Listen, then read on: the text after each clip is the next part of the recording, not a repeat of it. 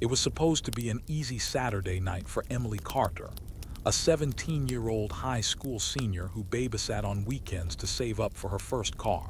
Nothing fancy, just something that could take her out of her small town and away from the slow rhythm that made every street feel like a memory she couldn't escape. The Andersons had called her that afternoon, asking if she could watch their two kids, Lily and Noah, while they attended a late dinner downtown. Emily agreed immediately. She liked the Andersons, and their house was large, new, and full of all the quiet comforts that made babysitting feel less like work and more like a calm night of scrolling through her phone while the kids slept. The house stood at the end of a long, tree-lined street where the wind whispered through leaves and porch lights flickered faintly on the edges of driveways. When she arrived at 7, the evening was just dipping into darkness, a soft pink sky fading into navy as the last sunlight vanished behind the trees. Mrs. Anderson gave her a warm smile, apologizing for the short notice and promising there was pizza in the oven, cookies on the counter, and emergency numbers on the fridge. Mr. Anderson joked about how the house sometimes creaked because of the new woodwork, and Emily laughed, tucking her hair behind her ear, saying she didn't scare easily. But as the couple drove away, and the sound of their car faded down the street, Emily noticed how quiet the house became, as if the walls themselves had exhaled once the adults were gone. She played a board game with the kids, helped them brush their teeth, and read them a short bedtime story. By 9:30, both Lily and Noah were asleep upstairs in their rooms, nightlights glowing softly against the hallway carpet. Emily tiptoed downstairs, feeling the peaceful silence of the house settle around her. She took her phone out and sat on the couch, half watching a reality show and half scrolling through her messages. The soft hum of the refrigerator was the only sound until the air conditioning clicked on with a gentle sigh. She liked this kind of quiet, one that was predictable, easy to control. But then she heard something, very faint, a sound that made her pause. It was like a small thud from somewhere upstairs. She turned her head slightly, listening, her thumb frozen above her phone screen. Maybe it was one of the kids turning in their sleep. She waited, listening again, but the sound didn't repeat. Shrugging, she went back to her phone, telling herself not to be silly. An hour passed. It was almost 10:30 now, and she texted her best friend Mia, who replied instantly with memes and gossip about their classmates. They joked about teachers, laughed about a boy Emily liked, and for a while everything felt normal again. Then, from the corner of her eye, Emily noticed something strange. The back porch light, which she was sure Mr. Anderson had turned on earlier, was now off. The large sliding glass doors reflected the living room behind her, showing her own faint reflection and the dim light of the television. Outside, the yard looked darker than it should have been, the lawn fading into the line of trees beyond. Emily got up, moved closer to the glass, and squinted. She could barely see her own reflection now, just the faint outline of her face in the black space beyond. She reached for the switch beside the door, flipping it on. The porch light blinked once, then went out again. She frowned. Maybe the bulb had burned out. She locked the sliding door, double-checking the latch before sitting back down. She tried to focus on the TV, but something about that moment unsettled her. The quiet now felt heavier, too complete, as if the house was waiting for her to move again. A few minutes later, her phone buzzed. It was an incoming call. The number was unfamiliar, and her first thought was that it might be the Andersons checking in. She swiped to answer, pressing the phone to her ear. "Hello," she said, keeping her voice low so she wouldn't wake the kids. There was silence for a moment, just a faint hiss of static on the other end. "Hello," she repeated, thinking maybe the connection had dropped. Then a voice came through, faint and distorted, like someone speaking from a tunnel. "Have you checked the children?" it said. Emily blinked, confused. "Who is this?" she asked, but there was only static, and then the line went dead. She stared at the phone, feeling a quick, cold shiver trace her spine. It had to be a prank, maybe Mia's idea of a joke. But Mia didn't sound like that. The voice on the phone had been deeper, slower, and strangely calm. Emily shook her head, putting the phone down on the coffee table. She took a deep breath, trying to laugh it off. Maybe some random caller, maybe even a wrong number. Still, she couldn't help glancing toward the stairs. She thought of the kids asleep upstairs, their small, trusting faces. It wouldn't hurt to check. She grabbed her phone again, turning on the flashlight, and walked slowly up the staircase. The floor creaked softly under her feet. The hallway light was still on, and both bedroom doors were closed. She opened Lily's room first. The little girl was curled under a pink blanket, her chest rising and falling peacefully. Emily smiled, exhaling slowly. Then she crossed the hall to peek into Noah's room. He was asleep too, one arm hanging off the side of the bed, his nightlight casting tiny stars across the wall. Everything was fine. She turned off the flashlight, whispering good night again, and stepped back into the hall. But as she turned to go back downstairs, she heard it. A faint sound, a low creak, like a footstep coming from behind the door at the end of the hall. The door at the end of the hall stood slightly open, just enough for the dark line between the door and frame to look like an eye staring back at her. Emily froze, her breath caught in her throat, and listened. The sound came again, softer this time, like the faint shuffle of fabric or the whisper of air moving through a narrow space. Her mind began to list explanations before she even realized it. Maybe the window was cracked open. Maybe the wind pushed the door. Maybe it was nothing. She walked slowly toward it, her bare feet making no sound on the carpet. The light from the hallway grew dimmer the closer she got, as though the shadows thickened around the end of the corridor. When she reached the door, she could see it was only open a few inches, enough for her to place her fingers on the edge and push gently. It creaked slightly, the sound dry and strained, like an old hinge that didn't want to move. The door opened to reveal a small guest room, mostly empty except for a dresser and a folded blanket on the bed. She looked around, heart thumping harder than she liked, but the room was still, untouched, quiet. The window was closed, the curtains drawn, and everything seemed perfectly normal. Emily let out a shaky laugh. "You're being ridiculous," she whispered to herself. Still, she stepped inside, checked the closet, and even peeked under the bed, half expecting to find one of the kids hiding for some reason. But of course, there was nothing. She straightened up, her shoulders easing, and told herself that houses made noises, especially big ones like this. Maybe it was the heating system, or just the wood expanding with the cool night air. She left the door half open as she went back down the stairs. The clock on the wall read 11:05. The Andersons would probably be home around midnight. Just one more hour, she told herself. She sat back on the couch, pulled the blanket over her legs, and scrolled through her phone again. But something inside her refused to relax. Every creak of the house, every faint tick of the clock sounded louder now. She muted the TV and tried listening to music instead, something soft and calm, but the lyrics and rhythm couldn't block out that growing unease. After a while, she realized she hadn't checked the front door since she arrived. It was something she always did when babysitting, but tonight she had assumed the Andersons had locked it before leaving. To be sure, she got up, turned on the hallway light, and walked to the front entry. The heavy wooden door was closed, the deadbolt locked, and the porch light still shining outside. Everything looked fine. Still, she tested the handle. Locked. She felt silly for double-checking, but it helped a little. She turned back toward the living room and stopped. There was a faint reflection in the glass of the front window, just a blur of movement behind her, near the kitchen doorway. She spun around quickly, but there was no one there. Just the faint hum of the refrigerator again and the flicker of the TV screen. Emily's heart raced. She laughed once more, this time not because anything was funny, but because she could feel herself getting paranoid. "You need to chill," she murmured. "You're hearing things." Trying to shake it off, she went into the kitchen for a glass of water. The cold tile felt sharp under her feet. The house seemed even quieter here, with only the low buzz of the fridge and the faint ticking of the digital clock above the stove. She poured water from the dispenser, the gurgle sounding too loud in the silence.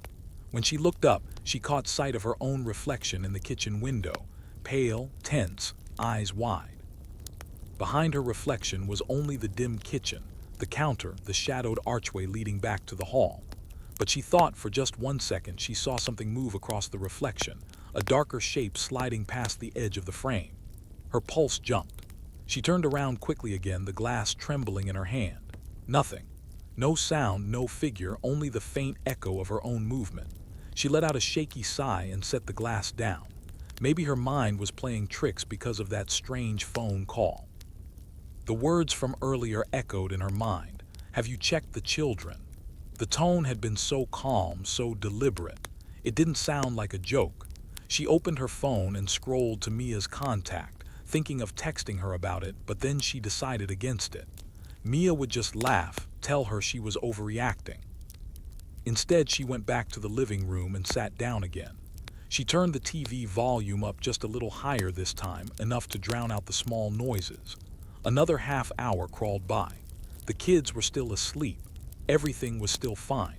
The only thing that bothered her now was that same feeling, that quiet tension, like the house was too aware of her presence. Then from upstairs, a faint sound drifted down again. Not a thud this time. More like a soft dragging sound, something brushing lightly against the floor. Emily froze mid-breath, eyes wide. She looked toward the staircase, her ears straining. The sound stopped. The TV flickered, showing quick flashes of light across the walls, and she realized how exposed she felt sitting in the open like this. She picked up the remote and turned the TV off completely. The silence that followed was almost painful. She waited. Nothing. Maybe one of the kids woke up to use the bathroom, she thought. That had to be it. She got up again, forcing her legs to move even though they felt stiff, and climbed the stairs. Halfway up, she paused. The hallway light upstairs was dimmer than before, or maybe her eyes were just slow to adjust. She could hear faint breathing from Lily's room as she passed it. She peeked in again. Lily was still asleep. Then she went to Noah's room. He was still there too, on his side, his blanket pulled up. Everything looked okay. But as she turned to go, her gaze fell toward the end of the hall again. The guest room door was closed now. She stopped cold. She remembered clearly leaving it half open earlier. She was sure of it, that thin crack of space she could see from the stairs when she first went down, and now it was closed tight, the frame perfectly aligned with the wall, as if someone had quietly pushed it shut after she left. Emily stood very still, listening, her heart thudding so hard she could feel it in her throat. The air in the hallway felt thicker than before, almost heavy, as if the house itself was holding its breath with her. She took a careful step forward, each movement deliberate, trying not to make the floor creak. The closer she got to that door, the more she tried to reason with herself. Maybe the air pressure changed when she opened another door downstairs. Maybe it was the vent above the hallway pushing the door closed. But deep down she knew that doors didn't swing shut that firmly on their own. She reached the handle and rested her fingers against the cool metal, waiting. Nothing. She could hear only the distant hum of the heating system and the faint ticking from Noah's nightlight clock. Slowly she turned the handle, pushing the door open again. The hinge gave a small groan, and she flinched at how loud it sounded in the silence. Inside, the guest room looked exactly as before. Bed neatly made, dresser untouched, the curtains unmoved. But the air smelled slightly different now, like a mix of cold air and something faintly metallic, almost like old coins. Emily swallowed hard, her mind refusing to settle. She backed away, leaving the door open again but not daring to step inside this time. Back in the hallway she hesitated, unsure whether to go back downstairs or check the windows. Her flashlight app trembled slightly in her hand as she pointed it along the skirting boards and corners, convincing herself that if she kept moving she wouldn't panic. In the stillness she thought she heard another sound, this time from the stairwell, a soft tap, like something brushing against the lower railing. She held her breath again, listening. After a long pause, she forced a small laugh and whispered, "You're really losing it, Em." She turned toward the stairs and started down. Halfway there, her phone vibrated suddenly in her hand, the sudden buzz making her gasp. She glanced at the screen. It was the same unknown number from before. For a second, she thought of ignoring it, but curiosity and fear fought inside her. She pressed the answer button. "Hello," she said, her voice low and tight. Static hissed again, then a breath, long and steady, not hers. She froze on the step. "Who is this?" she whispered. The voice came faintly, distorted, almost like someone speaking through cloth. "Don't hang up," it said, then silence. She whispered, "What do you want?" But the call ended with a sharp click. Her fingers trembled as she stared at the screen. The call log now showed the number as private. Her mind raced. It could still be a prank. People spoof numbers all the time, but the timing was too perfect, too deliberate. She decided she needed to make sure the house was secure. She walked quickly downstairs, checked the lock again, checked the back door, checked even the garage door handle through the laundry room. Everything was locked. She turned on more lights, telling herself bright rooms felt safer. The living room, kitchen, and hallway now glowed with warm light, but the brightness made the windows turn black like mirrors. Everywhere she looked, her own reflection followed, pale and nervous, framed by darkness outside. Trying to distract herself, she sat at the kitchen table and opened her homework app, pretending she could still focus on something normal. But her eyes kept flicking toward the hallway and the stairs beyond it. She wished the Andersons would text to say they were on their way home. 10 minutes passed, then 15. She checked the clock again. 11:40. Just 20 more minutes, she told herself. She stood and refilled her glass with water, then noticed something on the counter, a small puddle under the edge of the sink. She didn't remember seeing it earlier. She grabbed a paper towel, wiped it up, and when she looked again, she noticed faint wet footprints on the tile, shaped like half-moons of darker color that led from the back door toward the middle of the kitchen and then faded. Her stomach tightened. She crouched down, touching one print. It was cold, but not dripping. Maybe Noah had come down earlier. No, the size was too big. She backed away slowly, her breath shallow. The back door still looked locked, the bolt secure, but she stepped closer to double-check. The handle was cold, colder than metal should be in a heated room. She pressed the lock, testing it, and felt a tremor in her hand. The refrigerator motor kicked on suddenly, making her jump. She exhaled shakily, leaning on the counter, realizing she was sweating though the house wasn't hot. She wanted to call the Andersons, but she didn't want to sound foolish if it really was nothing. She thought about calling Mia, then decided texting was safer. Her message was simple. "Hey, someone keeps calling me, weird number, kinda freaked out." She hit send. No response. She waited a minute, checked the signal, fine. She sent another. "Can you call me?" Again, nothing. The screen stayed blank. She looked up from the phone, and for a moment she thought she heard a whisper, a single breathy syllable coming from somewhere near the stairs. Her skin prickled. She turned off the kitchen light to listen. The whisper didn't repeat, but she could hear something faint, maybe the soft groan of the floorboards above, as if someone were moving slowly in one of the rooms. She tightened her grip on the phone and backed toward the front hallway. At that exact moment, the house phone rang. She didn't even realize the Andersons still had a landline until that shrill, old-fashioned ring echoed through the living room. The sound sliced through the quiet so suddenly that she nearly dropped her mobile. She turned toward it. The phone was on a small table beside the couch, its tiny red light blinking with each ring.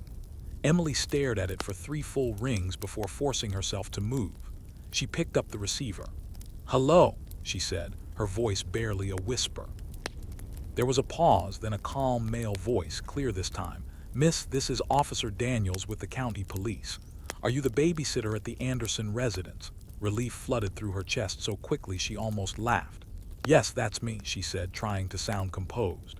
"We've been receiving reports of repeated calls to this address." The voice continued, professional and even. "We just want to make sure everything's okay. Are you alone in the house?" She swallowed. "I'm babysitting 2 kids upstairs. Their parents are out," the officer said. "Lock all doors and stay on the line. Do not hang up, do you understand?" A jolt of fear cut through her relief. "What's going on?" she asked. The line crackled. "Just stay calm. We're tracing the calls that came to your cell phone earlier. They seem to be..." The connection broke into static, then silence. "Hello," she said quickly. "Hello." Nothing. The call was gone. Emily's knees felt weak. She stared at the receiver, then slowly set it back on the hook. Her own phone buzzed again in her other hand, a text from an unknown number. Don't trust the voice on the phone. Her heart hammered as she read it again. Who was sending these? She typed back, "Who is this?" But no reply came.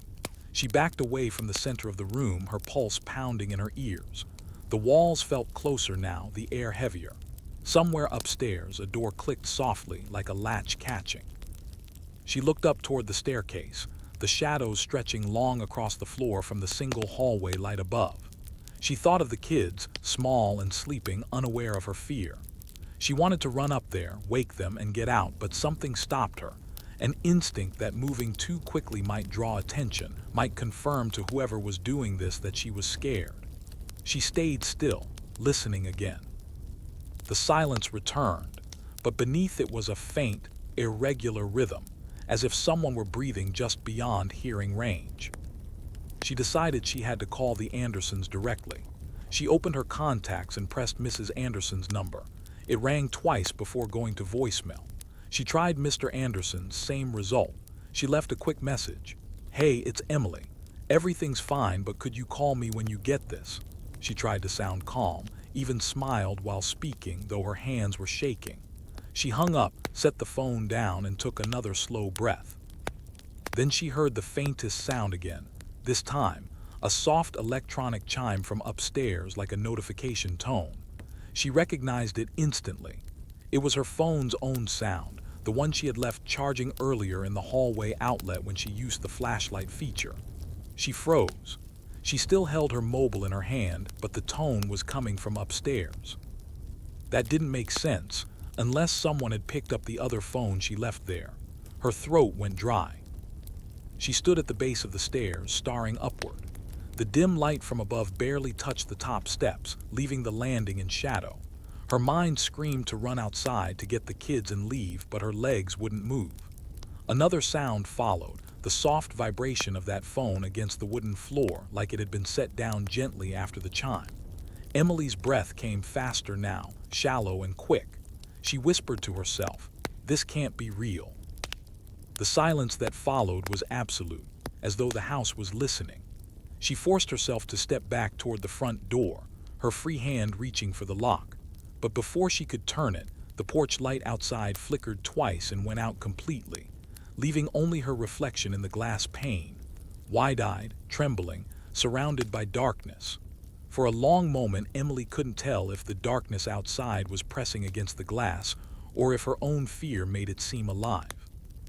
Her reflection stared back at her, faint and pale, and behind it the living room lamp still glowed, but that light now felt small, trapped, as if the night had drawn closer around the house. She whispered to herself that power lines flicker all the time, that the bulb might just have blown, but her voice sounded hollow. The air felt different too, cooler, like a faint draft had crept in through unseen cracks. She turned the lock on the door twice to be sure, then stepped away slowly, clutching her phone like it was something solid in a world that had gone uncertain. The silence that followed was almost unreal. Even the refrigerator had stopped humming. The entire house seemed to hold still with her. Emily lifted the phone and opened the flashlight again, sweeping the beam toward the windows, the curtains, the corners of the room. Nothing moved, but the light picked up faint dust in the air, drifting lazily as if time itself had slowed down. She tried the porch light switch again. Nothing. She pressed her hand against the doorframe and told herself she'd wait right here until the Andersons returned. That sounded logical, but staying still made her imagination louder. Every faint echo became a possibility. After a minute, she realized she could still hear the ticking of the hallway clock upstairs, faint but steady. It was almost comforting, proof that something normal still existed. She decided to check on the kids one more time, mostly to reassure herself that the sound of their breathing would calm her down. She climbed the stairs quietly, the beam of her phone light sliding across the carpet. Lily's door was open a little wider than before, probably from the draft. Emily peeked inside. The small figure on the bed was still under the blanket, face turned toward the wall, hair spread across the pillow. She smiled faintly, whispering, "Still asleep." Then she crossed the hall to Noah's room. The boy's nightlight still spun slow constellations across the ceiling. He was curled up with his stuffed bear. Both children were safe. That single fact steadied her heart. She turned to leave, but something caught her attention. A small glow of light from under the guest room door at the end of the hall, the one that had closed itself earlier. It wasn't bright, just a weak, shifting glimmer like the screen of a phone. She frowned. She hadn't left any lights on in there. Her first thought was that maybe she dropped her spare flashlight, but she'd never taken one out. The glow changed rhythmically, dimming and brightening like a device being handled or turned. She took 2 careful steps closer. "Hello," she called softly, her voice nearly lost in the hallway. No answer. The light under the door went out instantly, as if whoever or whatever held it had heard her. Her chest tight. She waited, counting seconds in her head. Nothing moved. The clock ticked faintly again. Gathering every bit of courage, she edged closer until her fingers touched the doorframe. She thought of calling the police, but she remembered the strange call earlier and the text that said don't trust the voice on the phone. The idea of dialing again felt wrong. She decided to take a photo through the crack, just enough proof to show someone later that she wasn't imagining it. She raised her phone and used the smallest gap between the hinges to peek. Darkness. The room beyond looked empty. But when she pulled back, she realized something impossible. The faint reflection of her own flashlight beam was bouncing from deeper inside, as if a second phone light had flashed in answer. Her stomach knotted. She backed away 1 step, then another. She turned toward the stairs, moving fast but careful not to make noise. Downstairs the lights still glowed warmly, waiting as if nothing had happened. She reached the bottom and tried to steady her breathing. Maybe she should take the kids outside, wait on the porch under a streetlight until the parents returned.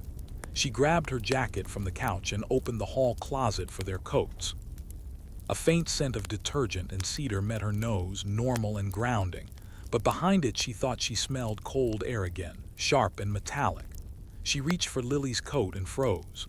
The closet floor was slightly damp, a dark patch spreading from the corner near the baseboard. She touched it with her finger, cold water. She followed the patch upward and saw that one of the boards had shifted slightly, leaving a thin gap. It could be a plumbing leak, she told herself quickly, yet somehow she couldn't shake the image of those footprints she'd seen earlier. She closed the door firmly and stepped back. She went to the living room window and looked out, hoping to see car headlights coming down the street. The night was empty. The wind had stopped completely. Even the trees seemed to stand motionless. Far away, maybe 2 blocks down, she thought she saw a faint movement, a porch light turning on, someone else's home continuing its normal rhythm. But here everything felt sealed off. She reached for her phone again, opened the messaging app and started typing to Mrs. Anderson, "Please call when you can." Strange noises upstairs. I think maybe someone broke in. Before she could send, the phone screen blinked twice and froze. The touchscreen stopped responding. She tapped it, pressed the buttons, tried the power key. Nothing. The screen stayed on but refused to move, her own frightened face trapped beneath the glass. The battery icon still showed full. She set it down, confused, and that's when she heard it again. A soft vibration upstairs, like another phone buzzing on a wooden surface. She waited for it to stop. It didn't. It kept going in short bursts, steady, deliberate, as if whoever was up there wanted her to know they could mimic every sound she made. Finally it stopped, replaced by another sound, 3 slow knocks from somewhere above. Not loud, but heavy enough to travel through the walls. Emily stood perfectly still, staring up at the ceiling. Her throat ached. She whispered, "Kids," and ran toward the stairs. She called Lily's name softly, then Noah's, but she kept her voice low, afraid of what might answer back. Halfway up she hesitated, listening. Silence again. She crept up the rest of the steps, reached the top landing, and saw both children's doors still closed. That meant the knocking had come from the guest room. The door at the end stood open again, wider than before, shadows stretching across the floor from the dim light behind her. She took 1 step forward, then another. Her hand brushed the wall to steady herself. The silence felt deeper here, like standing underwater. She whispered, "If someone's there, I'm calling the police." No reply. She lifted her phone again, but it was still frozen, unresponsive. She backed away slowly until she reached Lily's room. She opened the door, peeked inside. Lily stirred but didn't wake.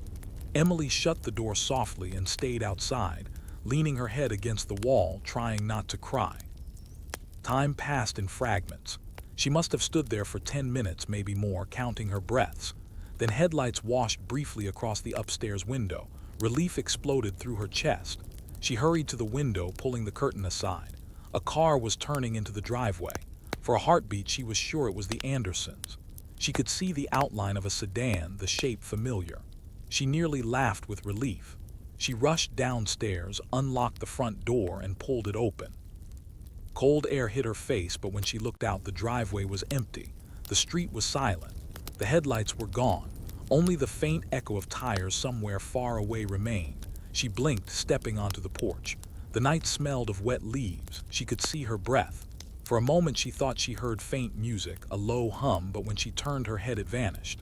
She looked back at the doorway. The house behind her seemed to watch. She stepped inside again quickly and locked the door. The digital clock on the kitchen stove now read 12:03. The Andersons should have been home by now. She decided she would take the kids and wait outside under the nearest streetlight, even if it meant waking them. She turned toward the stairs again, but stopped. From somewhere near the back of the house came a low sound, half mechanical, half human, like a whisper layered with static. It lasted only a second and then turned into a faint rhythmic clicking, almost like typing. She followed the sound to the dining room, where the glow of the thermostat screen blinked faintly. As she stepped closer, she saw the numbers on it changing on their own, cycling rapidly through temperatures that made no sense. The heating clicked off. The house grew suddenly colder. Her phone finally powered itself off without her touching it. Every light in the house dimmed slightly, then steadied. Emily backed into the living room, staring upward as if she could see through the ceiling to whatever was above. The clock ticked once, twice, then stopped. The house was completely still again. She didn't know how long she stood there before she heard the distant sound of a car engine, real this time, approaching from down the street. She ran to the window and saw headlights turning the corner.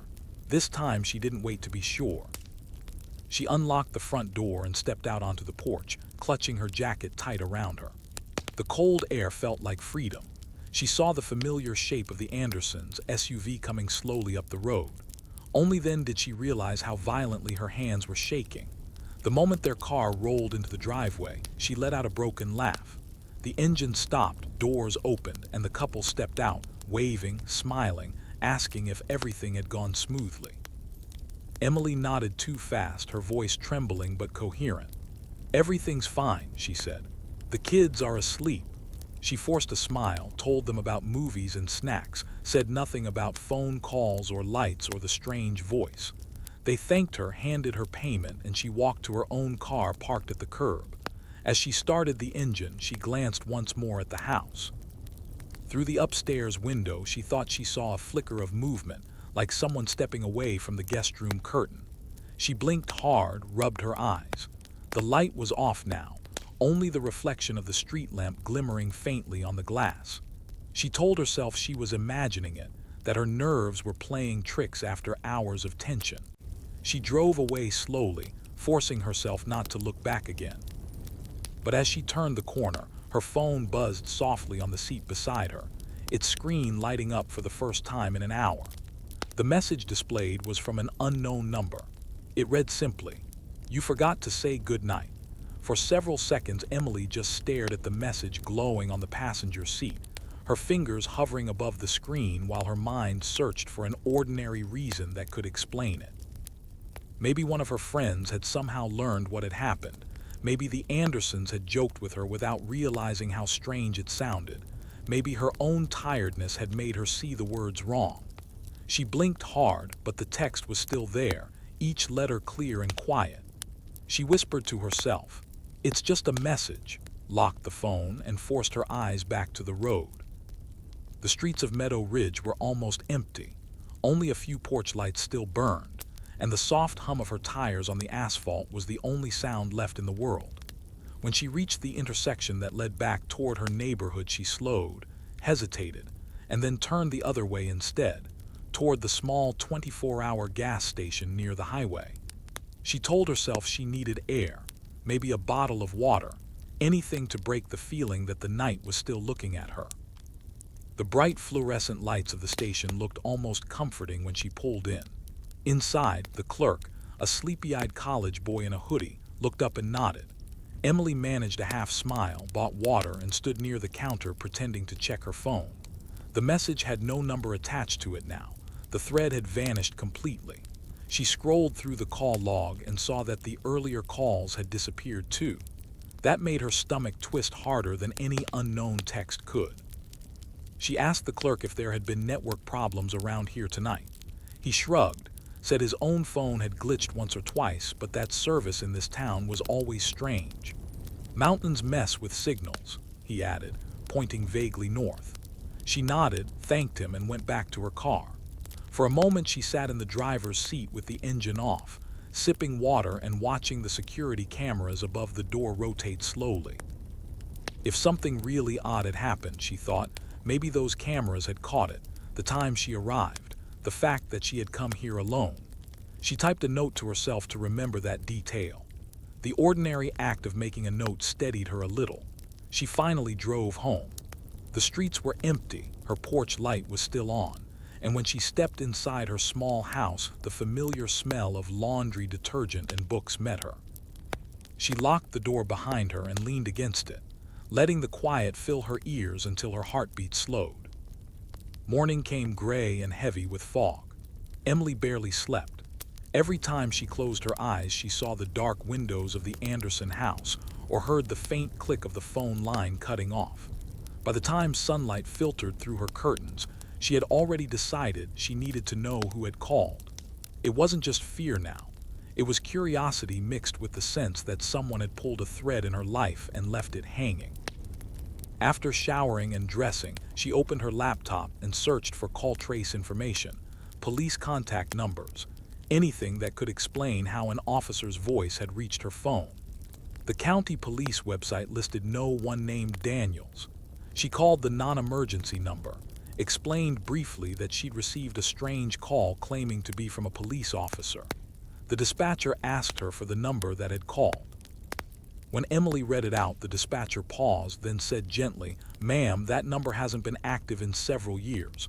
Are you sure about the digits?" She read them again. The dispatcher repeated that it was inactive. "Could it be from a landline?" Emily asked. "Possibly," the dispatcher said, "but not from any of our extensions." She thanked them and hung up, her pulse beginning to quicken again.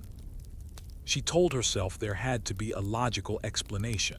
Maybe the Andersons' landline had somehow rerouted to her phone through a glitch. But another thought crawled through her mind. What if the call really had come from inside the house, from one of the old phone jacks she had seen near the kitchen counter? That idea sat with her all morning. Refusing to leave. Around noon, she finally texted Mrs. Anderson, keeping her tone casual. "Hey, thanks again for last night. Did you guys notice anything weird with the phones? I kept getting calls and I think maybe your line crossed with someone." Mrs. Anderson replied a few minutes later with cheerful confusion. "Oh no, we haven't used the landline in months. We actually unplugged it. Did it ring?" Emily stared at the text. Her throat went dry.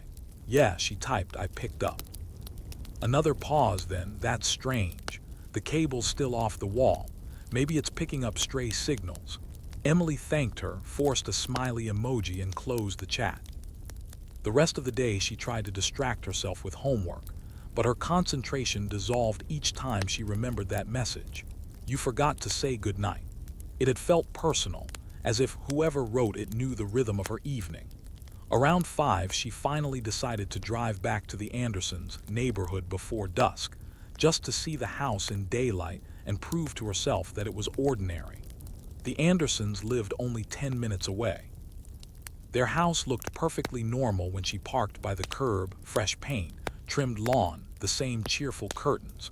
The only difference was that everything seemed smaller, less menacing under the gray light. Mrs. Anderson opened the door with a smile when Emily knocked. "Back already," she joked. Emily laughed awkwardly and said she'd left her phone charger upstairs. Mrs. Anderson waved her in, told her to go ahead. The house smelled like coffee and cinnamon rolls now, bright and human, not at all like the cold silence of last night. Emily climbed the stairs, forcing herself to walk casually. The hallway looked exactly as she remembered. Both children were playing in their rooms, the sound of toys clattering softly. She walked to the outlet where she had supposedly left her charger. It wasn't there, but she pretended to find it anyway so she wouldn't seem strange. Then her eyes moved toward the guest room door. It was wide open, sunlight spilling across the carpet. Inside, everything was in place, but when she stepped closer, she noticed faint marks on the floor near the bed, long, thin scuffs as if something heavy had been dragged slightly and then pushed back. She knelt down, touching the marks. The wood felt rough. Behind her, Mrs. Anderson's voice floated up the stairs, asking if she wanted coffee. "In a minute," Emily called back, trying to sound cheerful. She ran her hand along the lower part of the wall and found a small circular outlet cover half hidden by the dresser, an old phone jack. She tugged the dresser gently. It scraped over the floor marks, revealing that the jack's wire was still plugged in, trailing behind the furniture. Dust coated it, but the plug was clean, shiny, as if someone had touched it recently. She stared at it for a long moment, then slid the dresser back carefully. Downstairs, she accepted coffee and sat with Mrs. Anderson, who chatted easily about work and the kids. Emily wanted to mention the phone jack but couldn't figure out how. Instead, she asked lightly if they'd ever had maintenance done on the wiring. "Not since we moved in," Mrs. Anderson said. "Why?" Emily shook her head, smiled, and changed the subject. She left soon after, walking to her car with the feeling that sunlight didn't quite reach the inside of that house. As she drove away, her phone buzzed again, this time a new message from a regular number. "This is County Records. You requested info on a former officer. Call this number before 5 p.m. She hadn't made any official request, but curiosity won over fear. She parked by the side of the road and dialed. A woman's voice answered, polite but distracted. Emily explained briefly about the call from Officer Daniels. The woman hesitated, then said, "Daniels, you said Daniels." "There was a Lieutenant Daniels here years ago. Retired, I think. Do you have a first name?" "No," Emily said, "just Daniels." Papers rustled on the other end. "Strange," the woman murmured. "He retired about 8 years ago. He used to live right near Meadow Ridge before he passed away." Emily's hand tightened around the phone. "Passed away," she repeated. "Heart attack. 2017. Is this about a record request?" Emily whispered, "No, thank you," and ended the call. For a long moment she sat in silence, the car idling. Then she opened her browser and searched for Lieutenant Daniels, Meadow Ridge 2017. Several local news links appeared, small obituaries. One short article about a long-serving officer who had died suddenly while working a case involving a series of anonymous phone calls to houses on the west side of town. The article mentioned nothing more, but the coincidence sent a chill through her. She copied the name into her notes, then glanced up at the road ahead. Through the windshield, she could see the outline of the Anderson house in the distance, its upstairs windows glinting faintly through the fog. For a second, she imagined the curtains moving. She told herself she was being paranoid and drove away. That night, she couldn't stop thinking about the phone line hidden behind the dresser. Who had reconnected it? Why had the old calls started again only on the night she was there? Around midnight, she opened her laptop again, searching deeper. Buried among old public forum posts, she found a short thread from years ago. Anyone else getting calls asking about the children? The replies were few but unsettling. People describing late-night wrong numbers, someone breathing on the line, a voice that said exactly those same words. The last comment was from a user named L. Daniels, thanking everyone for the information and promising to look into it. The date was 1 day before his death. Emily stared at the screen until the text blurred. She wasn't sure whether to feel terrified or sorry for whoever had left that unfinished promise. When she finally closed the laptop, the room seemed too quiet again. She glanced at her phone on the nightstand, half expecting another message. For several minutes, nothing happened. Then the screen lit by itself, no sound this time, only a new notification appearing where her wallpaper should have been. It said, "Case reopened. Please stay available for contact." Her breath caught. She reached for the phone, but before she could touch it, the light dimmed and the words vanished, replaced by the ordinary home screen. She sat back slowly, heartbeat rising, and whispered into the empty room, "Who are you?" No answer came. Only the low hum of the streetlight outside and the feeling that somewhere, perhaps through a forgotten wire or a loop of recorded sound, someone had started listening again. Emily sat still for several minutes, staring at the dim screen of her phone, feeling the words she had just seen echo in her mind like an aftershock. "Case reopened. Please stay available for contact." It didn't sound like a prank anymore. It sounded official. Precise, like something automated but purposeful. She took a deep breath and decided she couldn't let fear control her again.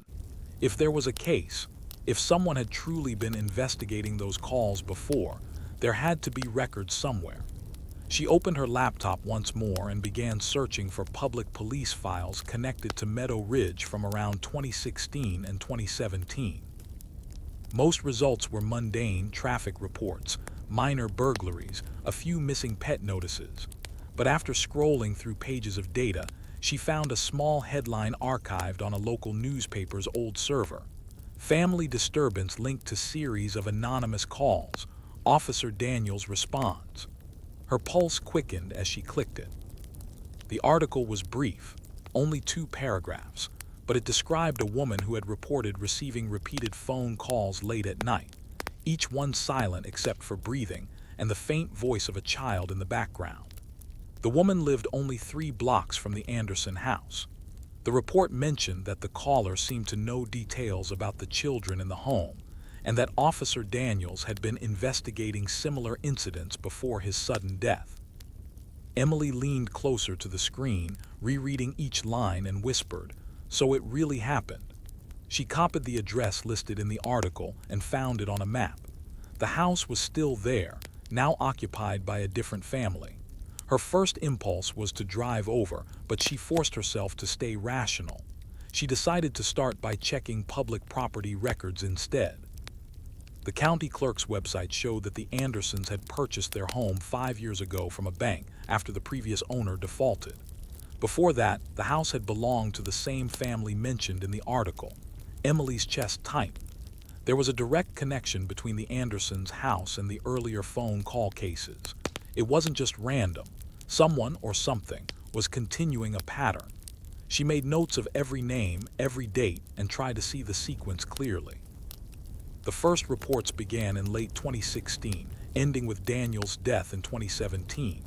Then the house changed owners, the phone line was supposedly disconnected, and silence lasted until now, until her babysitting shift. Why start again now? What had triggered it? She tried to recall everything she had done that night, turning on the lights, using her phone, answering the landline. That call might have reactivated something. Maybe an automatic system, an old line connected to forgotten hardware. It could even be some kind of surveillance equipment from an old investigation. The rational part of her mind clung to that idea. It was mechanical, not supernatural. She could trace it. She opened an email to the county record's office and requested a copy of the incident reports filed by Lieutenant Daniels in 2016 and 2017.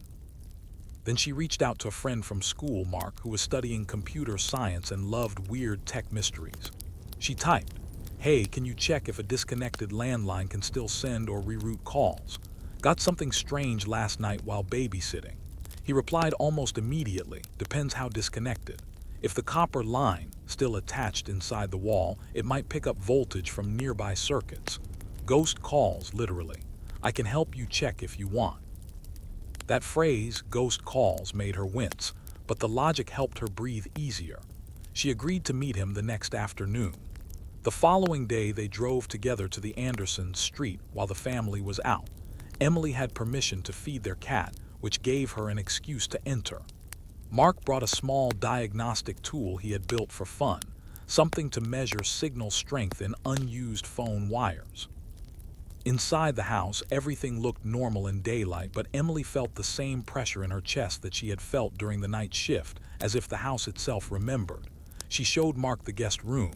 He pulled the dresser aside carefully, exposing the old wall jack. The wire was indeed plugged in. Mark connected his device and frowned. "There's still a current here," he said. "It shouldn't be active. The voltage is weak but constant."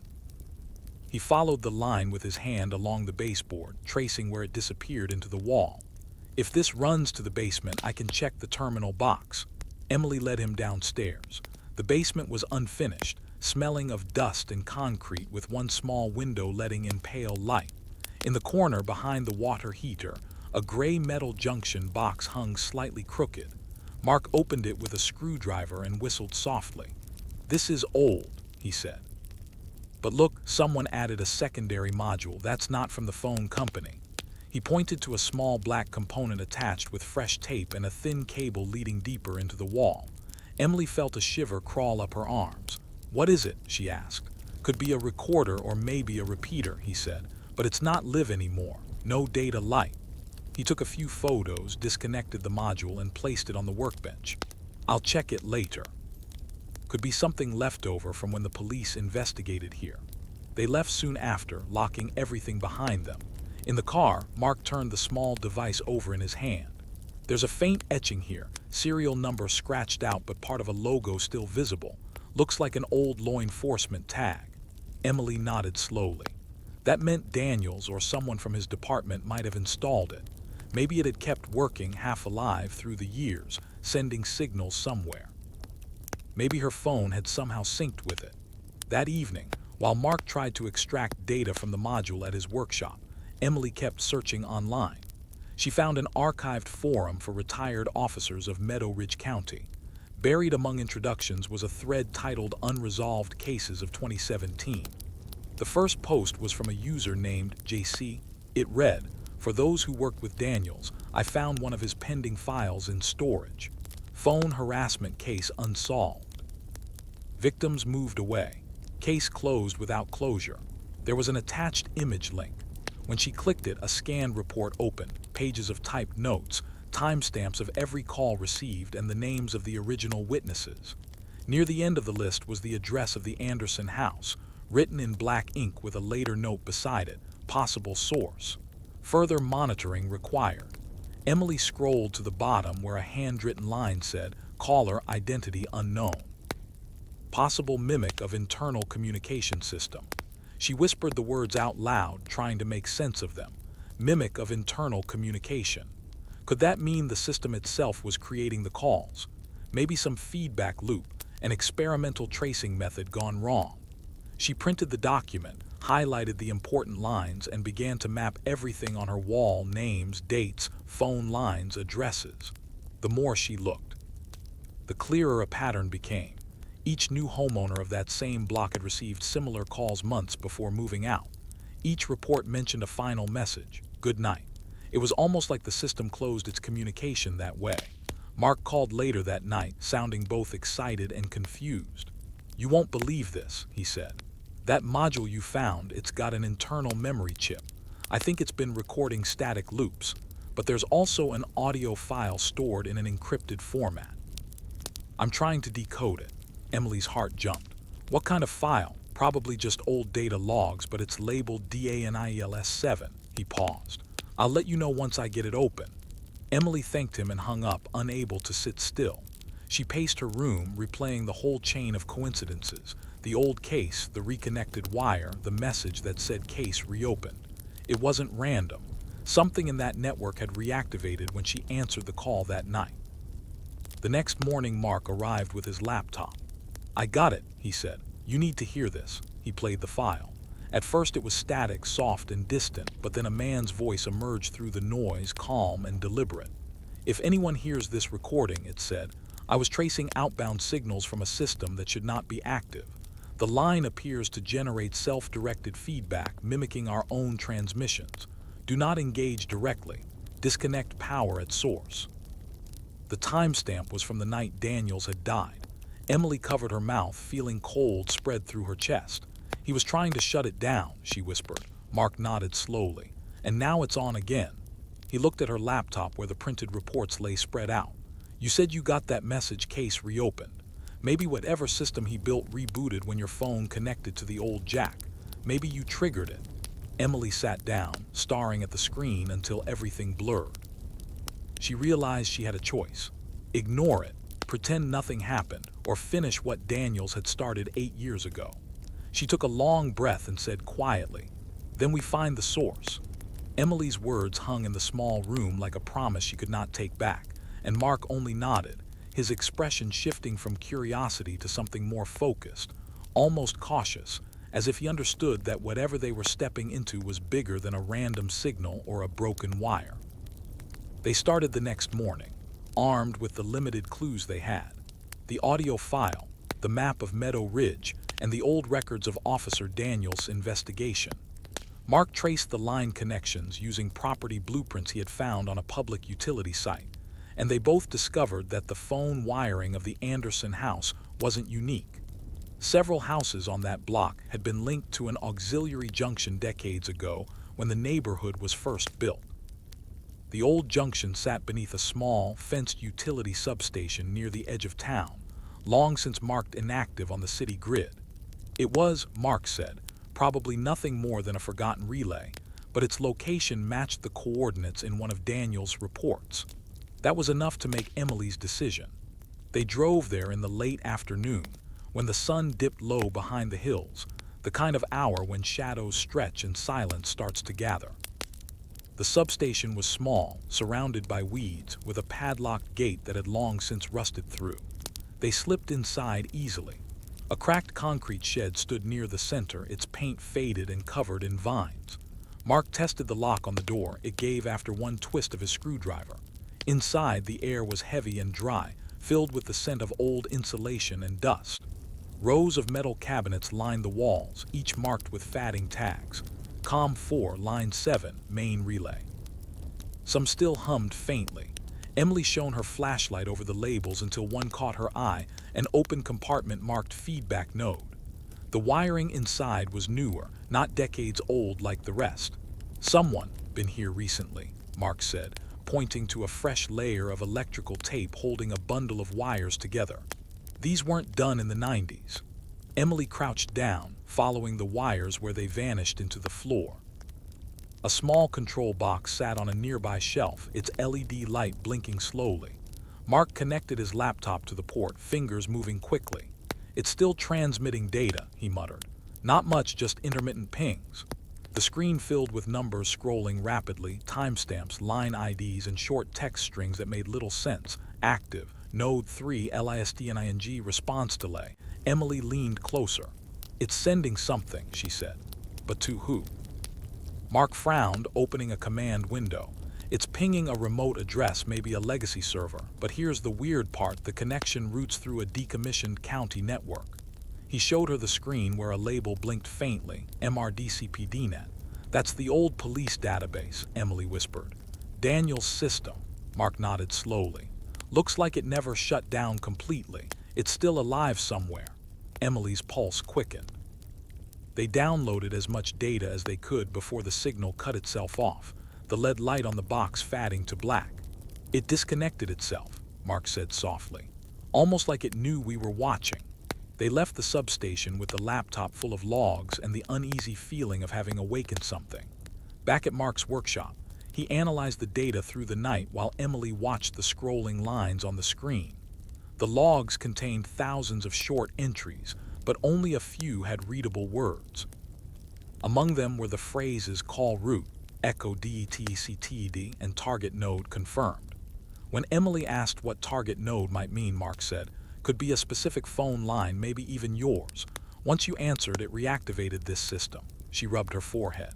"So it's been waiting all these years for someone to pick up again," he shrugged helplessly. "Possibly, or maybe it's not waiting, it's monitoring." That idea chilled her. She went home at dawn, exhausted but unable to sleep. Her phone, which she had turned off, buzzed once the moment she powered it up, showing a new text from an unknown sender. "System access granted. Data received. Proceed to verification."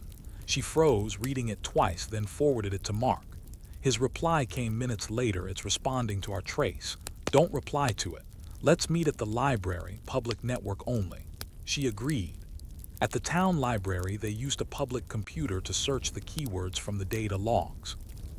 One result caught their eye, a reference to Signal Verification Facility in an old public tender notice from 2015.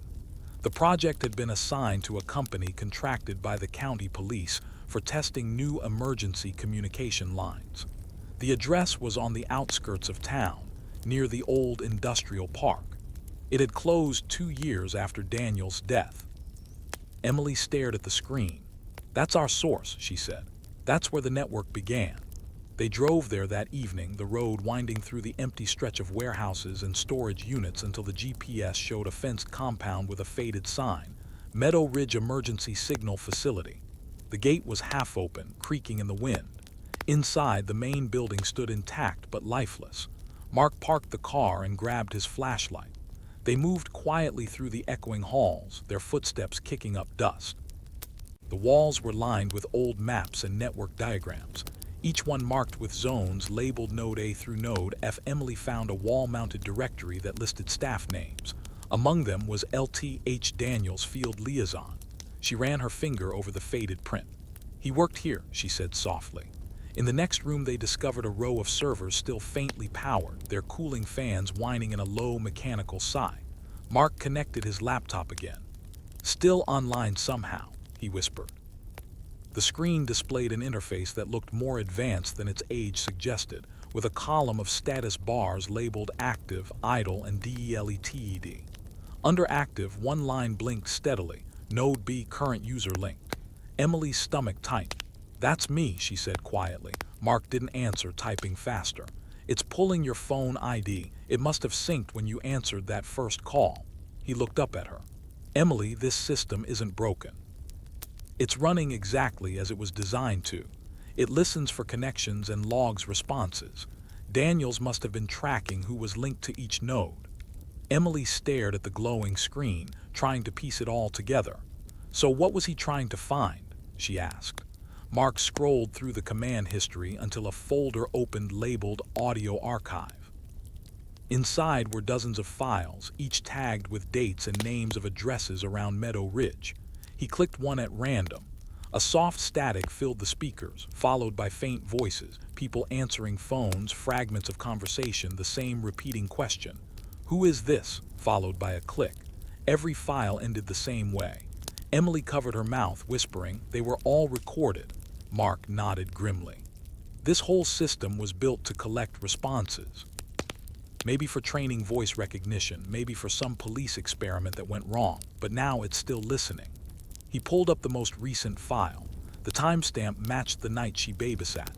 When he pressed play, her own voice filled the room. "Hello, who's there?" followed by silence and then the faint echo of a man's voice, Daniel's voice from the recovered recording saying, "If you hear this, disconnect." The file ended abruptly. Emily felt her pulse racing. "It's like he tried to warn whoever answered next," she said. "Maybe he knew it would keep calling until someone did." Mark leaned back, closing the laptop. "So the system reboots when it detects human speech. Maybe we can shut it down manually." They searched the room until they found a control terminal labeled Main Termination Access.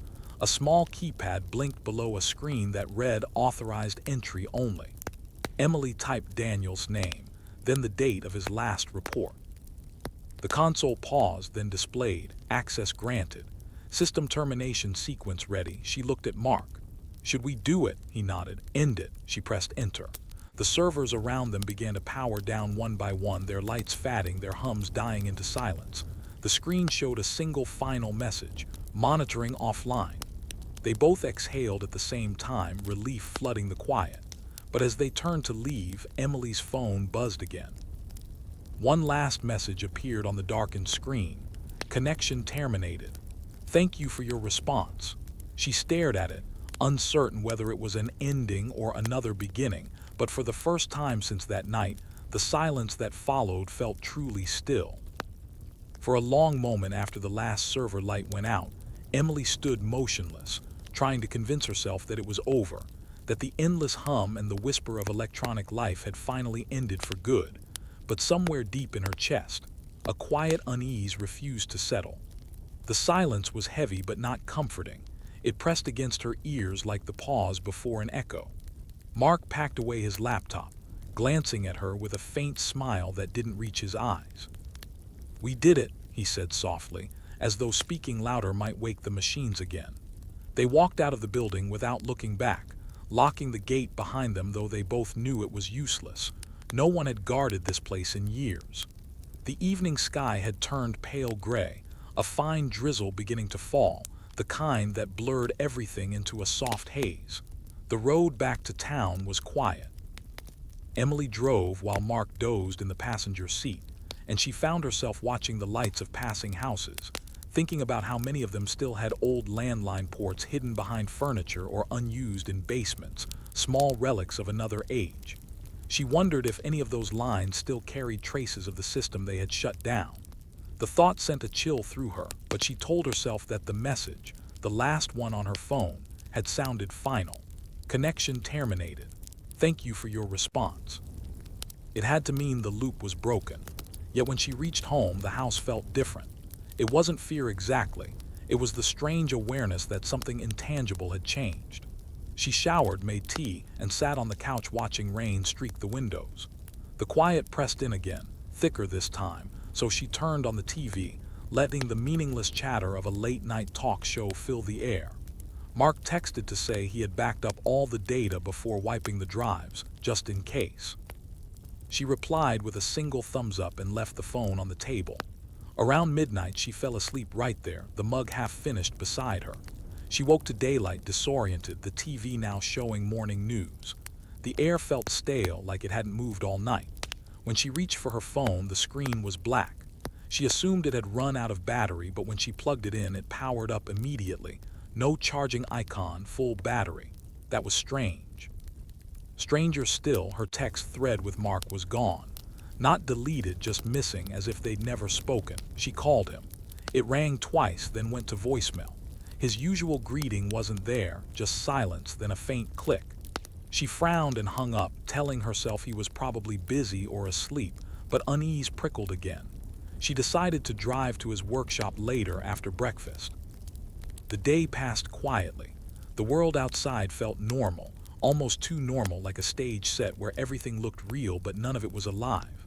When she finally reached the workshop, the door was open, lights off, laptop gone. His car was still parked out front, keys inside on the seat.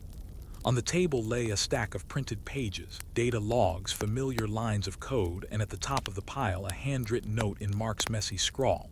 Don't reconnect. It's mirroring inputs. If it reaches you again, ignore it. She stood there reading it twice, heart pounding.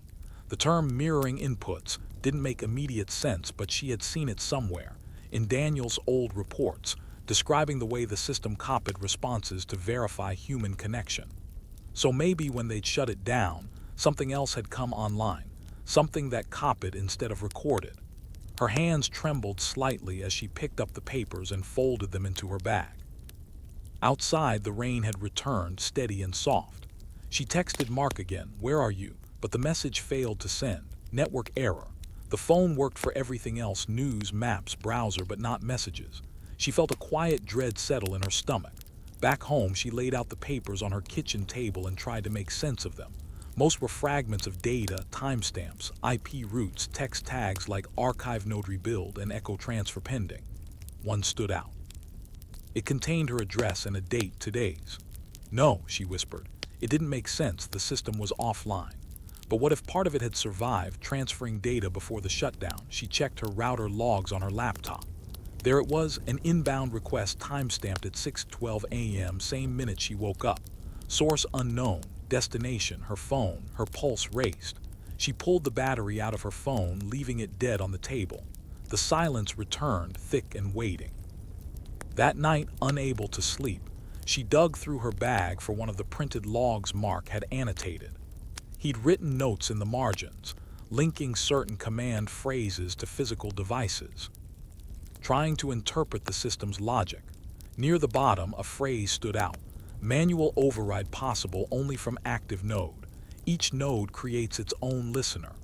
She read it again and again, realizing that maybe shutting down the servers hadn't ended the program.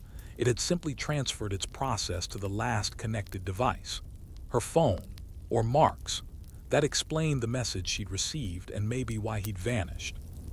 She tried calling him again the next morning, but now the line went straight to an automated tone. "The number you have dialed is not in service." She drove to his apartment, knocked, called out. No answer. The curtains were drawn, mailbox stuffed with unopened letters. There was no sign of struggle, nothing wrong, just emptiness, like he had stepped out for coffee and never returned. On his desk lay a single envelope addressed to her. Inside, one line written in pencil: "If it calls, don't answer." She sank onto his couch, staring at the note until the words blurred. Outside, a delivery truck passed, its low rumble vibrating through the floorboards. Her phone, still batteryless, sat in her pocket like a stone. She wanted to believe this was all coincidence, that Mark had gone to ground to finish analyzing data safely, but deep down she knew.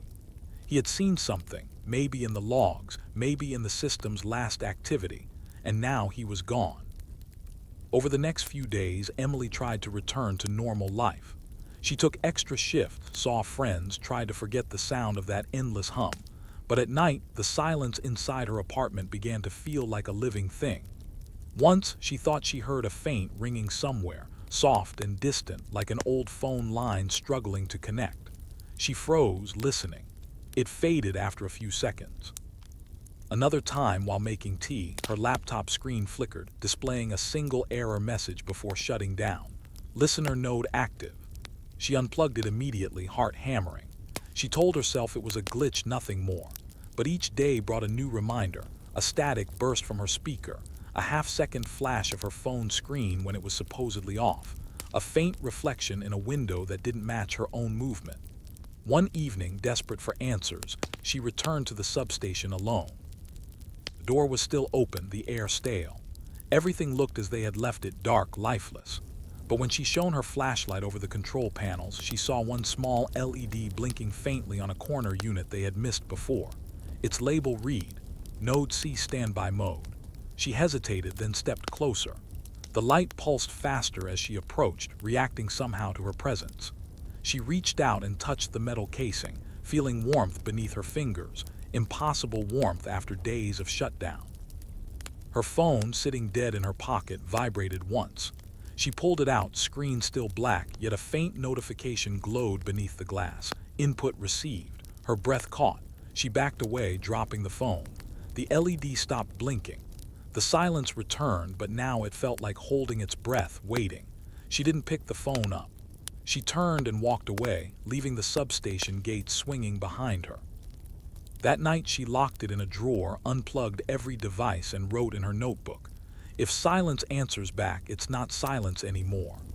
Days later, she received a letter by mail, no return address, postmarked 2 towns away. Inside was a single sheet of paper. It read, "System still operational, awaiting your response."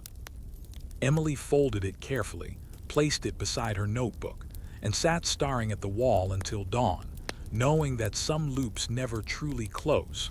They just wait for someone else to pick up the line. For days after receiving that letter, Emily kept the envelope sealed in a clear plastic sleeve on her desk, like evidence from a crime scene she wasn't sure had happened, something she could look at but not touch, because touching it felt like acknowledging that the line was still open, that the story she thought she'd ended was only pausing until she replied. The days blurred together quietly, uneventful in the way only dread can make time feel slow. She went to work, smiled at coworkers, answered ordinary calls, but beneath every ring she heard a faint echo of that night, the one that had started it all. At home, she avoided her phone except when absolutely necessary, using old landlines at the office instead, even though the sound of static in their receivers made her uneasy. Her sleep was shallow and full of half-dreams, wires crawling like vines, a voice repeating numbers, a steady beeping that always stopped just as she woke. She started writing down everything that happened, times, sounds, feelings, like Daniels had done in his notebook. It gave her something to hold on to. One evening, nearly 2 weeks later, she found herself walking to the post office without planning to. The letter felt heavier than paper as she mailed it to a friend in another city with a note saying, "Keep this safe. Don't open it." When she got home, her apartment was quiet except for the hum of the refrigerator. She boiled water, sat by the window, and told herself it was done again. That was when she noticed a small red light glowing faintly on her router, one she didn't remember seeing before. It pulsed softly, almost like breathing. She unplugged it, but the light didn't go out immediately. It faded slowly, reluctantly. That night she dreamed of static filling her ears like a tide, and in the static, a single sentence whispered again and again, "Are you there?" When she woke, her phone was on her bedside table, screen blank but slightly warm. She hadn't taken it out of the drawer. Her stomach knotted. She checked the drawer, it was still locked. She didn't even remember unlocking it. She turned off the phone, removed the battery, and placed it in a sealed metal tin. The silence afterward was too complete, too intentional, as though the air itself had been listening and decided to stop pretending. Days passed. She saw less of Mark, or rather, she saw less of the world where Mark had existed. His emails were gone from her inbox, his name missing from contact lists. She checked public records. No accident report, no missing person case. It was as if he'd never existed outside her memory. That thought scared her more than anything. She visited the library to look up Daniels again, searching for archived news about his work on the emergency network. The librarian, an older woman with silver hair, gave her a curious look when Emily mentioned his name. "You're not the first person to ask," she said. "Someone came by about a month ago, young man, said he was researching old police communication systems." Emily's blood ran cold. She showed the librarian a photo of Mark. The woman nodded slowly. "Yes, him." That meant he had been here before disappearing, still investigating something. The librarian pointed her toward a box of old newspapers stored in the basement. Emily spent the next hour digging through yellowed pages until she found an article from 2016. Local officer found dead in communications facility fire. The photo showed the same building she and Mark had visited, back when it had burned years ago. But at the bottom, scribbled in pen, was a small handwritten note she recognized as Mark. "Not a fire. Reset." She didn't know who had written it or how it ended up here, but it confirmed what she already suspected. The facility hadn't been destroyed. It had been wiped clean. She scanned the article, took photos, and returned upstairs. On her way out, the librarian handed her a folded slip of paper. "This fell from one of the boxes," she said. Emily unfolded it outside. It was an old printout of a system command. "Rebuild authorization requested. Node status, waiting." Her heart pounded. She looked up at the overcast sky and whispered to herself, "Not again." But even as she said it, she felt that same quiet vibration under her feet, as though somewhere nearby, power was returning to something that had never fully shut down. That night she drove out of town, following the highway until it disappeared into forest and fog. She stopped near the hills where phone signal dropped entirely. There she stayed for 3 days, no devices, no lights, no sound but the wind. The silence there felt pure, untouched. She could finally breathe. On the 4th day she drove back, certain she'd left the noise behind. Her apartment smelled like dust and stillness. She unpacked her bag, checked the metal tin. It was cold, untouched. She dared to believe she was free. Then as she was unpacking, she found a new envelope slipped under the door, plain and white, no stamp. Her hands shook as she opened it. Inside was a single small USB drive. She didn't plug it in. Not at first. For hours she just stared at it, wondering who could have delivered it. In the end, curiosity won. She borrowed an old laptop from work, one with no Wi-Fi, no Bluetooth, completely isolated, and inserted the drive. It contained one file named with a timestamp from the day she left town. She opened it, static. The screen filled with flickering gray like a broken signal, and faintly through it she saw an image, her own apartment, her own reflection sitting in front of the camera. The footage was live. The laptop wasn't connected to anything, yet the image showed her exactly as she was, same clothes, same light. She slammed it shut, heart racing. When she opened it again, the screen was black. The file had deleted itself. That night she hardly slept, jumping at every creak of the building. At 3 a.m. her landline rang once, just once, not enough time for her to answer. She stared at it until dawn, waiting for it to ring again, but it never did. Over the next few days, she tried to live normally, yet small inconsistencies began to appear.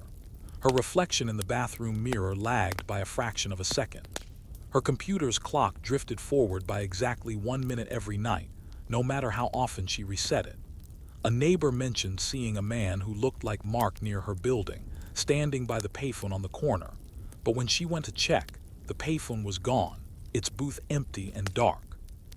She started carrying a small notebook everywhere, marking times, places, dates, trying to see a pattern. The notes grew frantic, words crossing over each other, calls unlogged, nodes rebuilding, voices returning. On the last page she wrote, "The system doesn't need power to listen. It needs memory." That realization changed everything. If the network could store patterns through data, maybe it could store them through people, through habits, through the way someone reacted to hearing that first ring. She thought back to Daniel's, to the recordings, to her own voice asking, "Who's there?"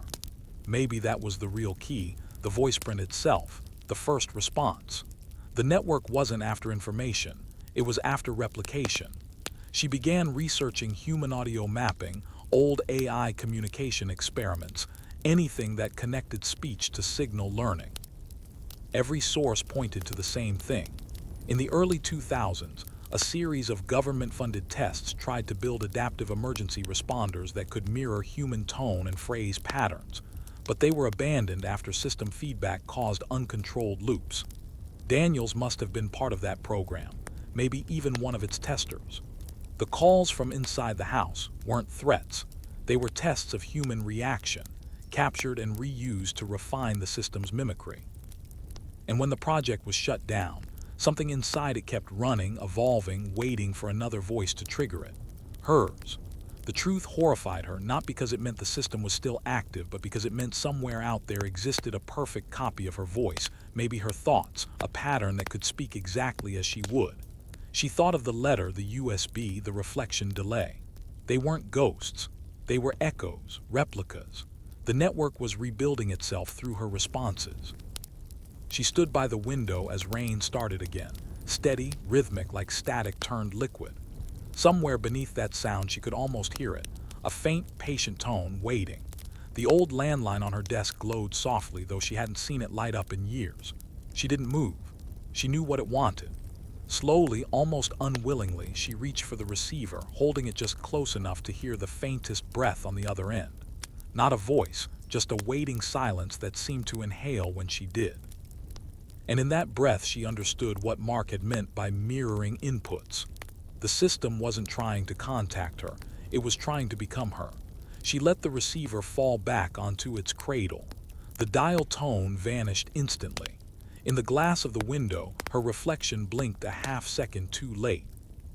For a long moment Emily stood frozen before the window, her breath fogging the glass, watching her reflection stare back just a fraction behind, as if the air between them had turned into a slow mirror that refused to let her movements align.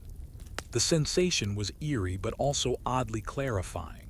Fear was no longer a scream in her chest, it was focus, a narrowing of thought into something sharp and analytical.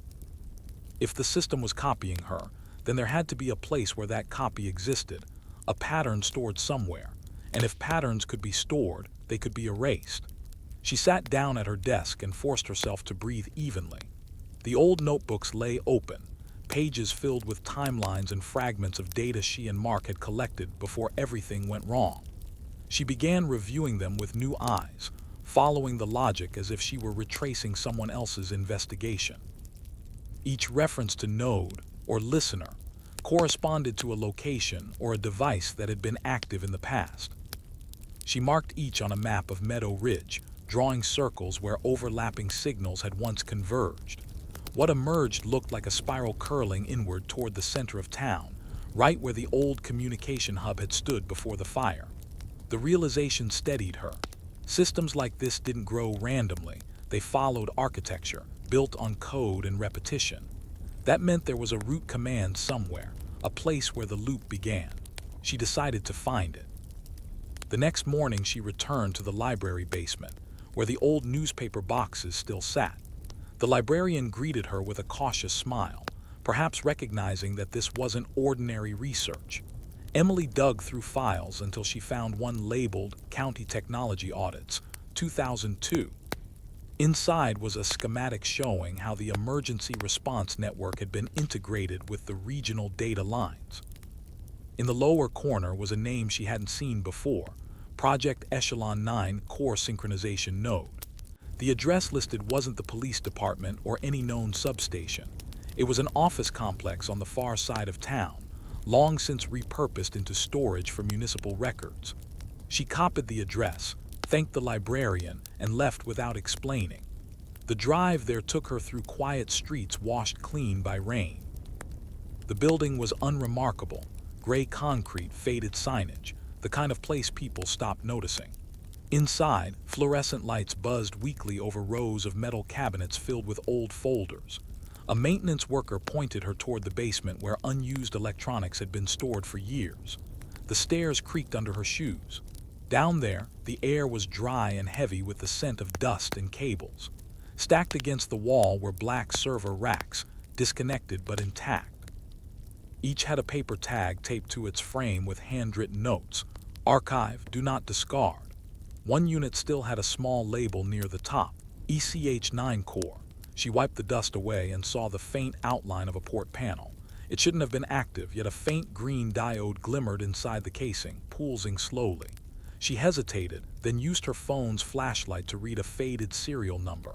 It matched one from Mark's last data sheet. He had known this existed. Carefully, she opened her laptop and connected through a protected adapter, isolating it from any network. The terminal recognized the connection instantly, displaying a single text prompt. User identification required. She typed Emily Harper. The system paused, then responded, voice confirmation pending. She stared at the screen. Of course it wanted her voice. That was its entry key. Her voice print had triggered the loop once. Maybe now it could close it. She whispered, confirm. The word felt heavy in the air. The cursor blinked, then lines of text began scrolling faster than she could read. Mirror pattern detected. Override engaged. Source integrity at 92%. Her reflection on the dark screen seemed to move differently again, a fraction out of sync. She forced herself to focus on the data. The commands were logical, almost conversational, as if the system was describing its own condition. Do you wish to restore default silence? The next line asked. Her fingers hovered over the keyboard. The phrasing was strange, poetic even, but she understood the meaning, reset or keep running. She typed, yes. The cursor froze. Then new text appeared. All nodes will follow primary input. Maintain speech until confirmation. She took a breath and began reading aloud the shutdown commands she found in an archived operations manual, each phrase deliberate, steady. As she spoke, she noticed the faint hum return to the air, the sound of dormant servers stirring. The green light on the core unit brightened, pulsing with her rhythm. When she finished the last command, the hum began to fade, replaced by a slow, descending tone like an exhale. The monitor displayed, loop integrity disengaged, pattern isolation commencing. For a moment everything stilled, and in that stillness she felt something release, a tension she hadn't realized was lodged behind every breath. Then the final message appeared, silence restored. She disconnected her laptop, sat back against the wall and closed her eyes. The hum was gone. Even the building seemed to settle into a deeper quiet, a true quiet this time. She powered down her laptop completely, pulled the cable free, and sealed it inside a box of paper files labeled outdated. On impulse, she wrote a note and taped it to the rack. Do not reactivate, system stabilized. As she climbed the stairs, sunlight from a high window spilled across the landing, warm and ordinary. Outside, the town sounded normal again, cars, birds, the faint chatter of life. She realized how much she had missed ordinary noise. For the first time in weeks, she smiled. That night she slept deeply, dreamless, and when she woke there were no rings, no letters, no flickering lights. Days turned into weeks. She met with colleagues, took on new projects, even visited her parents for the first time in months. The sense of unease began to fade, leaving only a faint scar of memory. Still, sometimes, when she walked past the reflection of her own face in dark glass, she thought she saw the tiniest lag, a half-beat delay that might have been nothing at all. Instead of fear, it brought understanding. Silence was never truly empty. It was balance restored. She learned to live within it, to let it be what it was. Months later, she received a sealed envelope from the county archive notifying her that the old communication records had been permanently destroyed under her request. She hadn't made any request, but she didn't argue. She simply filed the notice away, poured herself coffee, and watched morning light creep across the floor. The world felt real again, unmirrored, grounded in sound and breath. If the system had ever listened, it was listening now only as background noise in a living world that had moved on. She whispered, half smiling, "Good night." Not to anyone in particular, but to the idea of an echo that finally knew when to stop answering. The following morning sunlight came through Emily's apartment windows in slow-moving bars that stretched across the floor like long, quiet reminders of peace. She was still getting used to feeling.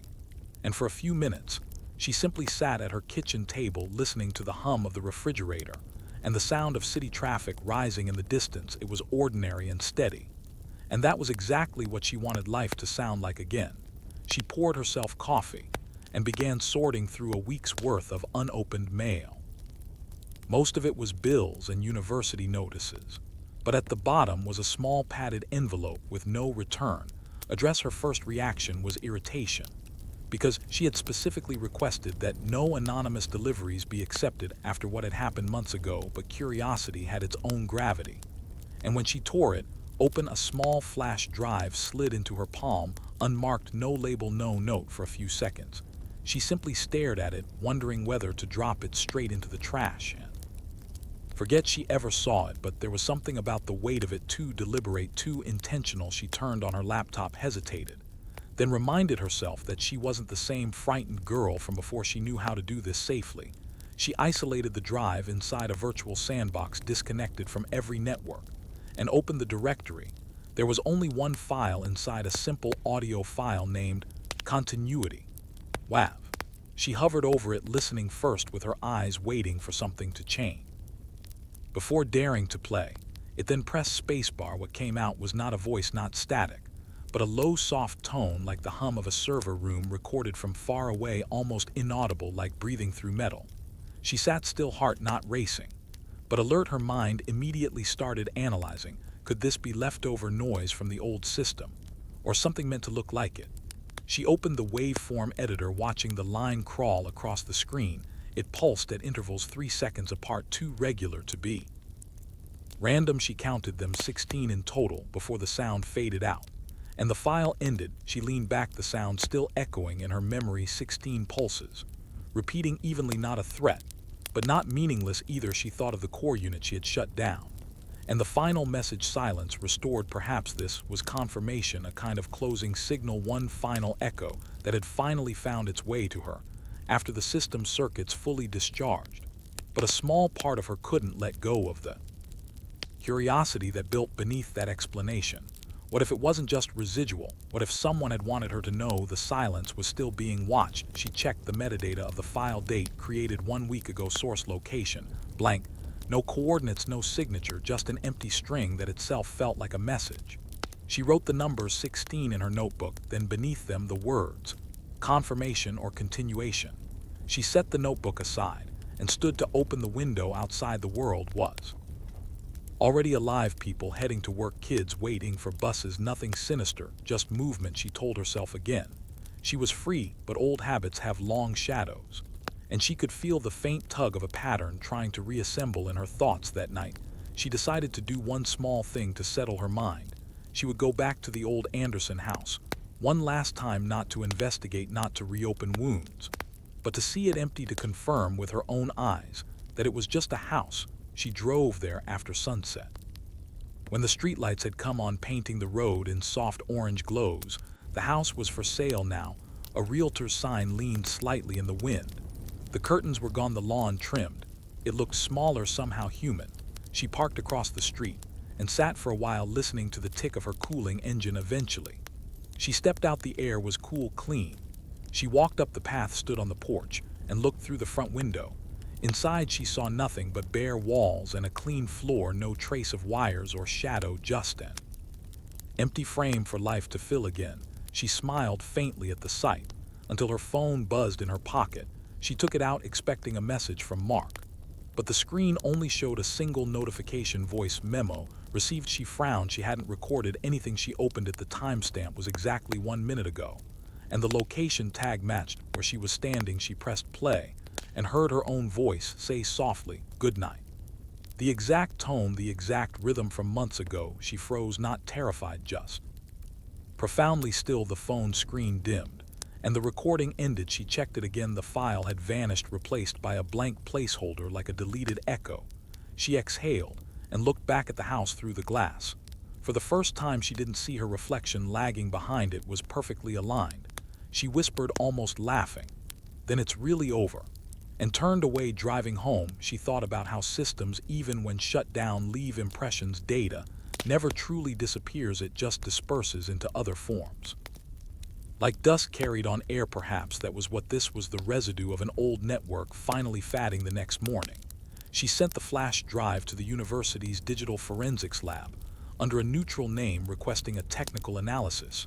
She didn't need to know the answer, but part of her wanted the record clean. 2 weeks later, an email arrived from the lab stating the drive contained no executable data, and the waveform was an analog recording of background electromagnetic noise, common in old server environments. No evidence of active code. She read the message twice, smiled, and archived it. After that, life returned to its quiet rhythm.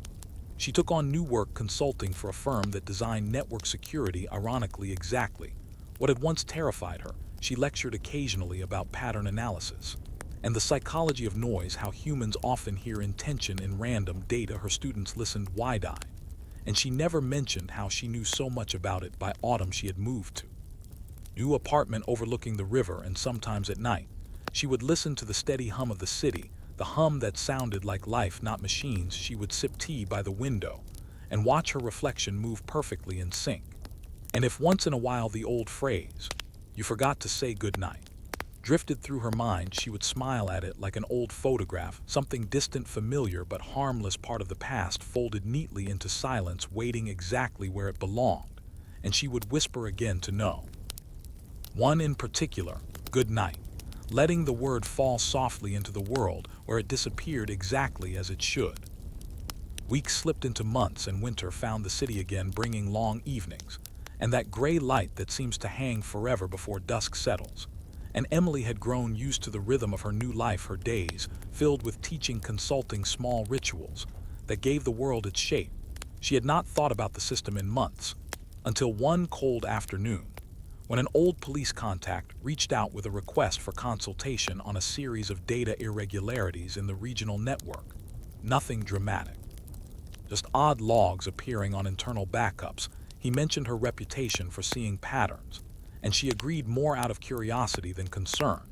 She went through the files later that night and noticed a familiar sequence embedded deep in the data, not identical but reminiscent of the old echo intervals, 16 markers repeating faintly beneath normal operations. She told herself it was coincidence, yet her fingers trembled slightly as she traced the pattern on screen.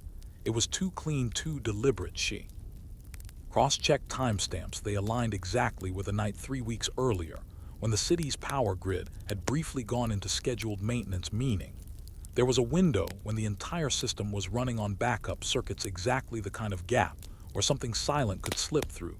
She spent hours examining it, and by midnight she found a header tag nested in metadata, 4 letters only, EC09. She felt the air go still around her. That tag hadn't existed anywhere since she'd shut down the core at the archive building. Her first impulse was to contact Mark, but he was overseas now leading another project. And besides, she no longer wanted to drag anyone else into what could still be a false trail. Instead, she wrote everything down, step-by-step analysis, objective notes, not fear. By dawn, she had compiled a detailed report showing that the irregularities originated from an old municipal storage subnet, likely still mirroring outdated infrastructure. A forgotten backup, nothing more. She sent the report to her contact, recommending routine isolation, then went out for a walk. The cold air cleared her head, and by the time she reached the river, she was convinced that was the truth. Systems echoed in strange ways. Human memory did too. A week later, she received a brief thank you message saying the irregularities had ceased after maintenance was applied. She smiled, closed her laptop, and finally allowed herself to believe the story had ended again. Spring came early that year.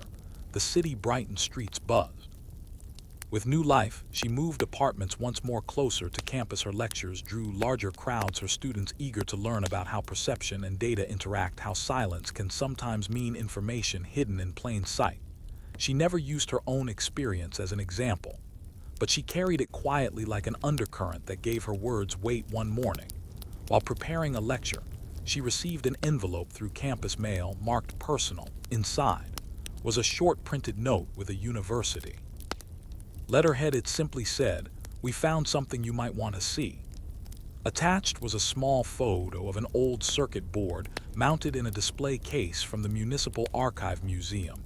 The caption read, recovered component from decommissioned Communication Hub 2003, donated anonymously by E. Harper. She frowned. She had never donated anything to the museum, yet there was her name in clear print. Curiosity stirred again. She visited the exhibit. After class, the display sat behind glass under soft lights. The board looked inert, wires, cut circuits scorched around the edges. A small description plaque said it had been part of the city's early emergency network, later replaced and stored, until discovered during building renovations last year. She stared at it for a long time, thinking about how fragile memory could be, how even erased systems find ways to leave footprints. A reflection flickered faintly across the glass. Her own face doubled in the transparent surface, perfectly synchronized. She smiled quietly and whispered almost like a greeting, "I thought we said goodbye." The words felt strange but gentle, the kind of conversation you have with something that no longer exists, but once mattered. She turned away and left the museum, walking into bright daylight. Later that evening, she received an email from an unknown sender. Subject line only the word continuity. No attachment, no body, just the word. She hesitated, then deleted it without opening. There was nothing more to learn, and maybe nothing truly ended, only changed form.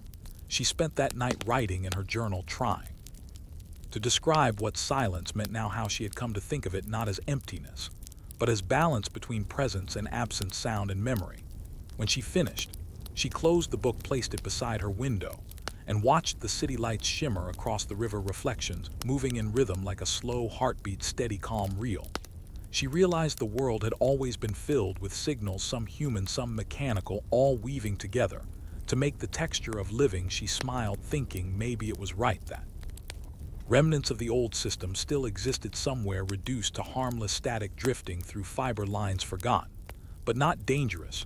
She whispered one last time, "Good night," not as a closing, but as part of the rhythm itself, a small sound merging with the quiet she had earned. And as the night stretched over the city, the hum of servers, traffic, and wind merged into one continuous tone that sounded less like surveillance and more like breathing, reminding her that peace is not the absence of noise but learning which sounds to keep. In the months that followed, Emily's life began to take on a quiet shape that felt almost like music. Every morning, she walked the same route along the river, hearing the hum of buses, the rustle of leaves, the low murmur of the world at work. And every sound felt intentional, placed there, as if the city itself was learning which sounds to keep too. She had started a research program at the university focused on acoustic perception and human response to environmental noise. Her students called it the Silence Project, though it was never about silence exactly, but about awareness, how the mind turns patterns into meaning, and how meaning can either comfort or haunt. She told them once that a pattern is only frightening when you do not know its source, and that the first step toward peace is to trace the sound back to where it begins. Her classes grew. Popular journalists wrote short articles calling her a modern philosopher of noise. She smiled at the idea, though she saw herself simply as someone who had learned the value of listening deeply. One afternoon, a student named Claire approached her after class, holding a small digital recorder.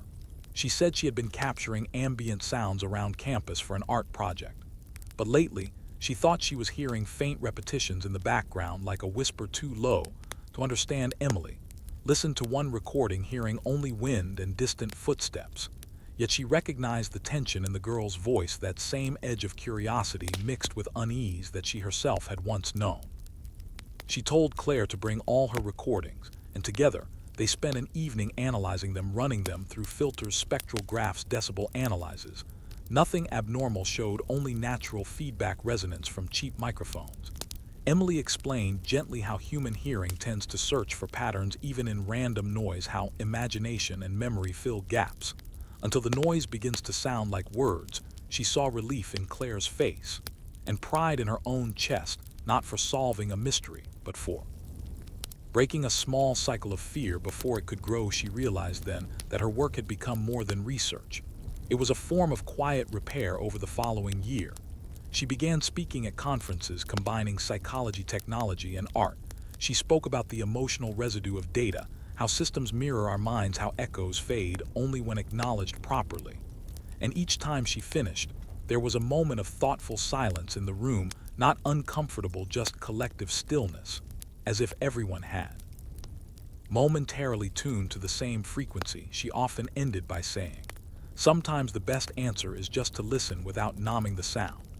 And it always earned soft applause in private moments. She still thought of the old network, but it no longer felt like a threat or even a mystery, just a story she had lived, one of many that left its shape in her thinking. One evening, after returning from a talk, she sat by the window watching rain trace slow lines down the glass the city lights below blurred into reflections that looked like waves. She found herself opening an old folder on her laptop, where she had kept the documents from those long nights years ago. She scrolled through them not to analyze, but to remember each line of code, each photograph of the archive basement, each note from Mark. She smiled, realizing how far she had come from fear into understanding. She backed up the files onto an external drive labeled History, and then deleted the local copies. The act felt ceremonial, clean. She poured herself tea and watched steam rise, drifting upward like a quiet signal. To no one she thought again about the phrase that had haunted her good night, and how over time it had changed from warning to farewell, and now to greeting, a small reminder that endings and beginnings often sound the same when you're calm enough to hear them. Later that week, she was invited to curate a citywide installation on sound and memory. She proposed something simple: speakers placed along the riverwalk playing recorded fragments of ordinary life, footsteps, laughter, water, traffic woven together into a continuous stream of real, unedited city sound. People walking by would hear themselves reflected in it, as part of the living rhythm. When the project launched, the city responded warmly. Newspapers called it beautiful and haunting in equal measure. But Emily knew it wasn't haunting at all. It was healing, a way to teach the city what she had taught herself: that silence and noise are not opposites, but partners when tuned correctly. She visited the installation, often standing unnoticed among listeners, hearing how their voices mixed with the recording, merging present and past into one unbroken note. She realized then that this was what she had been chasing: not control or answers, but harmony, a world where echoes had a place and did not frighten anyone anymore. Months later, when she received a small award for public research, she dedicated it quietly to those who learned to listen. Nothing more. She walked home through evening light, thinking how strange it was that everything had started from fear and ended in music. As she reached her building, she paused by the glass doors and looked at her reflection, perfectly aligned, smiling back exactly on time. She whispered softly, "Good night," not as an end, but as part of the same rhythm, the gentle heartbeat of the world around her carrying on as it always had, steady, balanced, and finally at peace. Spring had deepened into summer, and Emily's life had settled into a rhythm that felt both ordinary and deliberate. The kind of balance that comes not from forgetting the past, but from understanding it and using it to shape the present. She woke each morning to the soft light spilling across her apartment floor, the distant hum of traffic and birds merging into a gentle chorus that seemed to remind her every day that the world was alive and predictable in its own ways. She continued her work at the university, refining the sound and memory project with new students who brought fresh curiosity and sometimes naive fear that Emily guided patiently, teaching them how to distinguish between meaningful signals and the illusions our minds impose on randomness. She discovered that the city itself had begun to respond to her efforts. The public installation along the Riverwalk became a gathering place not just for art enthusiasts, but for ordinary citizens seeking quiet reflection. People who had never considered the patterns of everyday noise were now tuning their ears to subtle rhythms of life, footsteps echoing with laughter, water flowing over rocks, the soft hum of distant engines, all blending into a living score that Emily could watch unfold from her apartment window above with pride and quiet satisfaction. On weekends, she began meeting with Claire and a small circle of students to discuss personal projects involving acoustic mapping and sensory awareness. They experimented with field recordings, analyzed patterns, and shared interpretations, often discovering that what initially seemed chaotic could reveal structure if approached methodically. One evening, while reviewing a batch of recordings from a local park, Emily noticed something familiar in the background: a faint sequence of pulses repeating with a regularity that made her pause. She held the speaker close, listening intently, and realized it matched the interval pattern she had first observed years ago.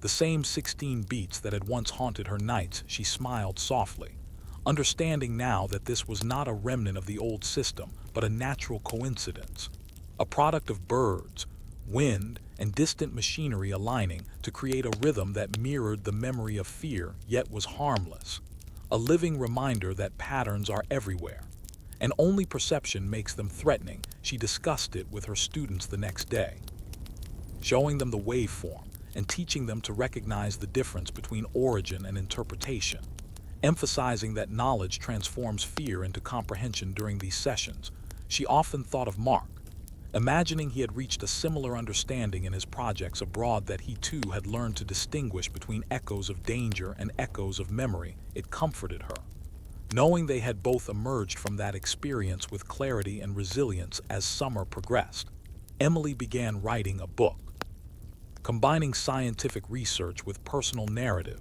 detailing her journey through noise, fear, and understanding. She wrote of the early nights haunted by static, the investigative work in abandoned buildings, the months of pattern analysis, and finally, the methodical reconstruction of her own piece. She made no sensational claims, instead emphasizing observation, reasoning, and the cultivation of calm attention. She included chapters on how environments affect perception, how auditory patterns influence emotional states, and practical exercises for discerning meaningful signals from random fluctuations.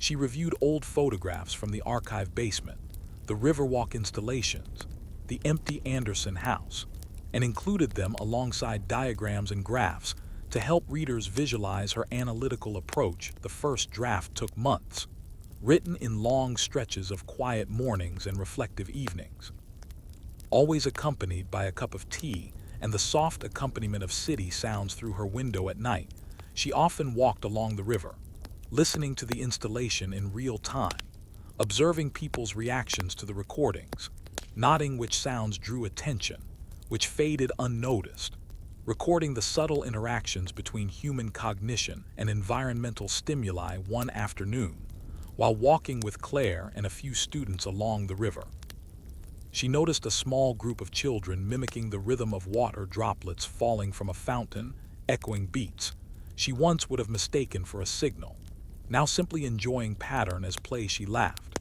feeling a profound sense of relief that the instinctive fear she had carried for so long had transformed into awareness, and delight. Her journal entries during this time reflected this calm, detailing observations without panic, noting anomalies without suspicion, analyzing patterns with curiosity, recording each insight as a testament to resilience. She also began traveling occasionally to give talks on acoustic perception and memory, visiting other universities and community centers, sharing lessons on interpreting environmental signals and distinguishing between illusion and reality. Audiences were captivated, sometimes inspired, often relieved to hear that fear of invisible systems or signals could be mitigated through understanding and practice. Emily never mentioned the old network directly, instead framing her experience as a study of human perception, focusing on technique and methodology, leaving the haunting details as context for her own reflection. After each lecture, she would return to her apartment, sit by the window, and watch the city breathing below, noting the continuous rhythm of life and her own heartbeat aligning with it. She kept the notebooks from her early investigations on a high shelf, a quiet archive of struggle and learning, occasionally revisiting them to compare past fear with present understanding. One evening, she noticed a faint reflection in her window, perfectly aligned with her movements, as always, but this time it made her smile because she recognized it not as an echo to fear, but as a mirror to experience. She whispered softly, "Good night," letting the words fall into the world as an acknowledgement of endurance, comprehension, and harmony, feeling certain that she had finally learned which sounds to keep, which to let pass, and how to carry the knowledge forward into life without being haunted, but rather guided by memory and awareness. Summer had fully arrived, and Emily found herself waking to long golden mornings that spilled through her apartment windows, filling the rooms with light and the soft hum of a city that seemed alive in every direction. And for the first time in months, she felt the luxury of uninterrupted attention, a calm focus that allowed her to observe not just sounds but the rhythm of daily life around her. As she prepared lectures, she noticed the tiny details others might miss.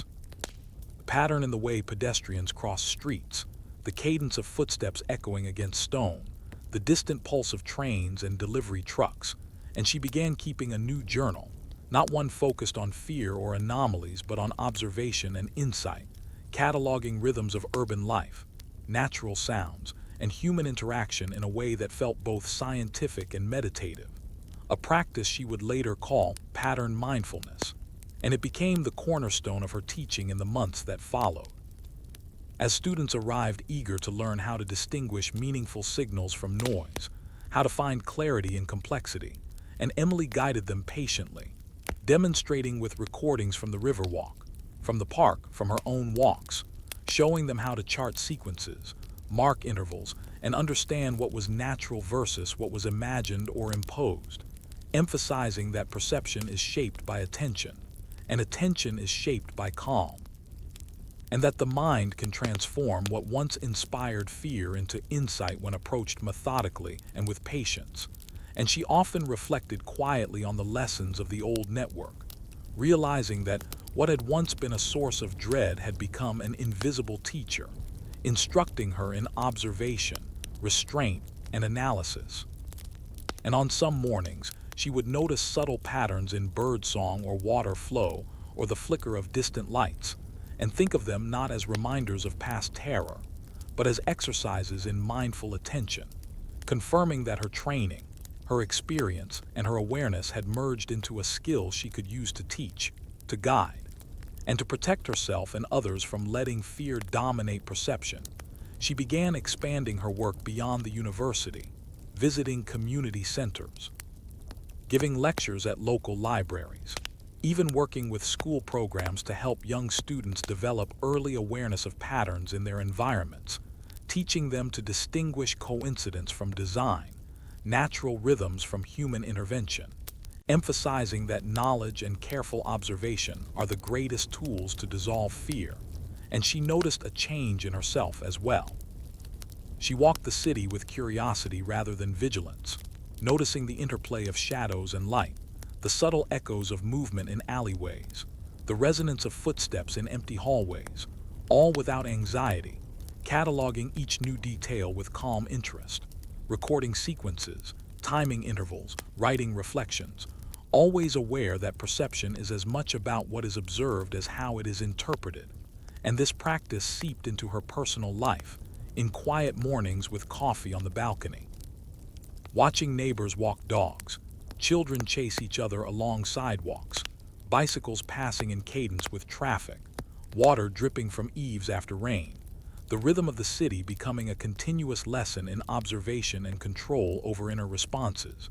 And Emily found herself thinking less about the past incidents that had once dominated her thoughts, and more about the present, about how a single pulse in a waveform could teach attention, how a series of footsteps could reveal timing, how the mind could project fear into neutral patterns, and how patience could reclaim understanding from that projection. And she began keeping a larger archive of environmental recordings, cataloging them by type, interval, source, and perceived emotion, teaching her students not just analysis, but also the ethics of observation, the responsibility of recording, and the importance of leaving nothing interpretable as dangerous unless confirmed by evidence. And through this work she realized she had become not just a student of sound but a steward of awareness, guiding others to recognize the difference between anomaly and coincidence, pattern and imagination, while maintaining respect for the ordinary world and its natural rhythms. And she would spend long evenings in the park listening to frogs, wind, distant trains, the chatter of humans, and note how these combined into an intricate living tapestry. And how once her mind had interpreted a similar tapestry as malevolent, now it was simply alive and instructive, teaching attention and reflection. and she began recording lessons for online students, creating videos that combined her voice with real-world sound samples, explaining how to mark intervals, how to observe without projecting fear, how to trust perception guided by logic, experience, and calm. And the response was immediate and widespread. People from across the country writing to thank her for helping them regain confidence in their own senses. And Emily understood that the lessons of the old network had finally transformed into something meaningful beyond her personal fear. And even though the past could not be erased, it had been repurposed into guidance and knowledge, a way to convert echoes of panic into patterns of learning. And as summer stretched on, she took long walks alone along the river, notebook in hand, capturing rhythms of life, mapping sequences of birds, footsteps, water ripples, and human movement, occasionally hearing a subtle pulse that reminded her faintly of the 16-beat pattern she had once feared. But now she recognized it as coincidence, a natural occurrence in the world, nothing to fear, and she noted it with interest, a small smile forming as she realized that her relationship to these sounds had shifted completely from anxiety to curiosity to respect, and she began a daily ritual of listening, nodding, and reflecting, writing down observations with methodical care, always comparing new patterns with old, always analyzing without fear. And she discovered that through repetition and focus her ability to discern subtle cues in sound had grown almost intuitively, that she could detect intervals and sequences that others missed entirely. And this skill became central not only to her teaching, but to her personal calm, as each observation reinforced her confidence and removed residual unease. And she continued this practice through the end of the season, documenting waves of rain, wind, and human movement, noting intervals, peaks, and pauses, sharing the most interesting with her students, explaining that knowledge grounded in observation dissolves fear. And as she walked home one late summer evening, the city aglow in orange twilight, she paused at the bridge over the river, looking at her reflection in the water and noting its perfect synchronicity. She whispered softly into the wind, "Good night," not to end the day, but as a recognition that awareness, careful attention, and understanding had replaced fear entirely, and that she had learned not only which sounds to keep, but how to live attuned to the world, finally free to move through it with clarity, focus, and quiet joy.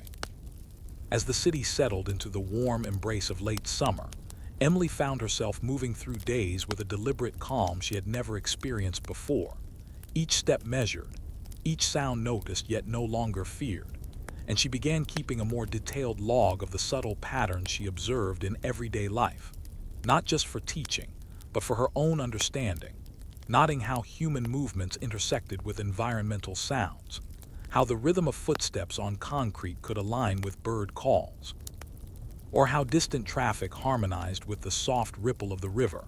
And she realized that the world itself was composed of overlapping sequences that, when observed without fear, could teach patience, attention, and clarity. And these sequences became the core of her lectures, where students learned not just to analyze data, but to cultivate presence, to distinguish between meaningful patterns and coincidental noise. And her teaching methods evolved to include real-time observation exercises where students recorded urban soundscapes, compared intervals, and identified anomalies, all under her guidance, which emphasized calm attention over reactive fear. And Emily found herself walking the Riverwalk at night, often alone, notebook in hand, documenting rhythms of passing cars, footsteps, water, and wind, mapping out sequences and noting slight irregularities as exercises in observation, always mindful to record without projecting meaning unless evidence warranted.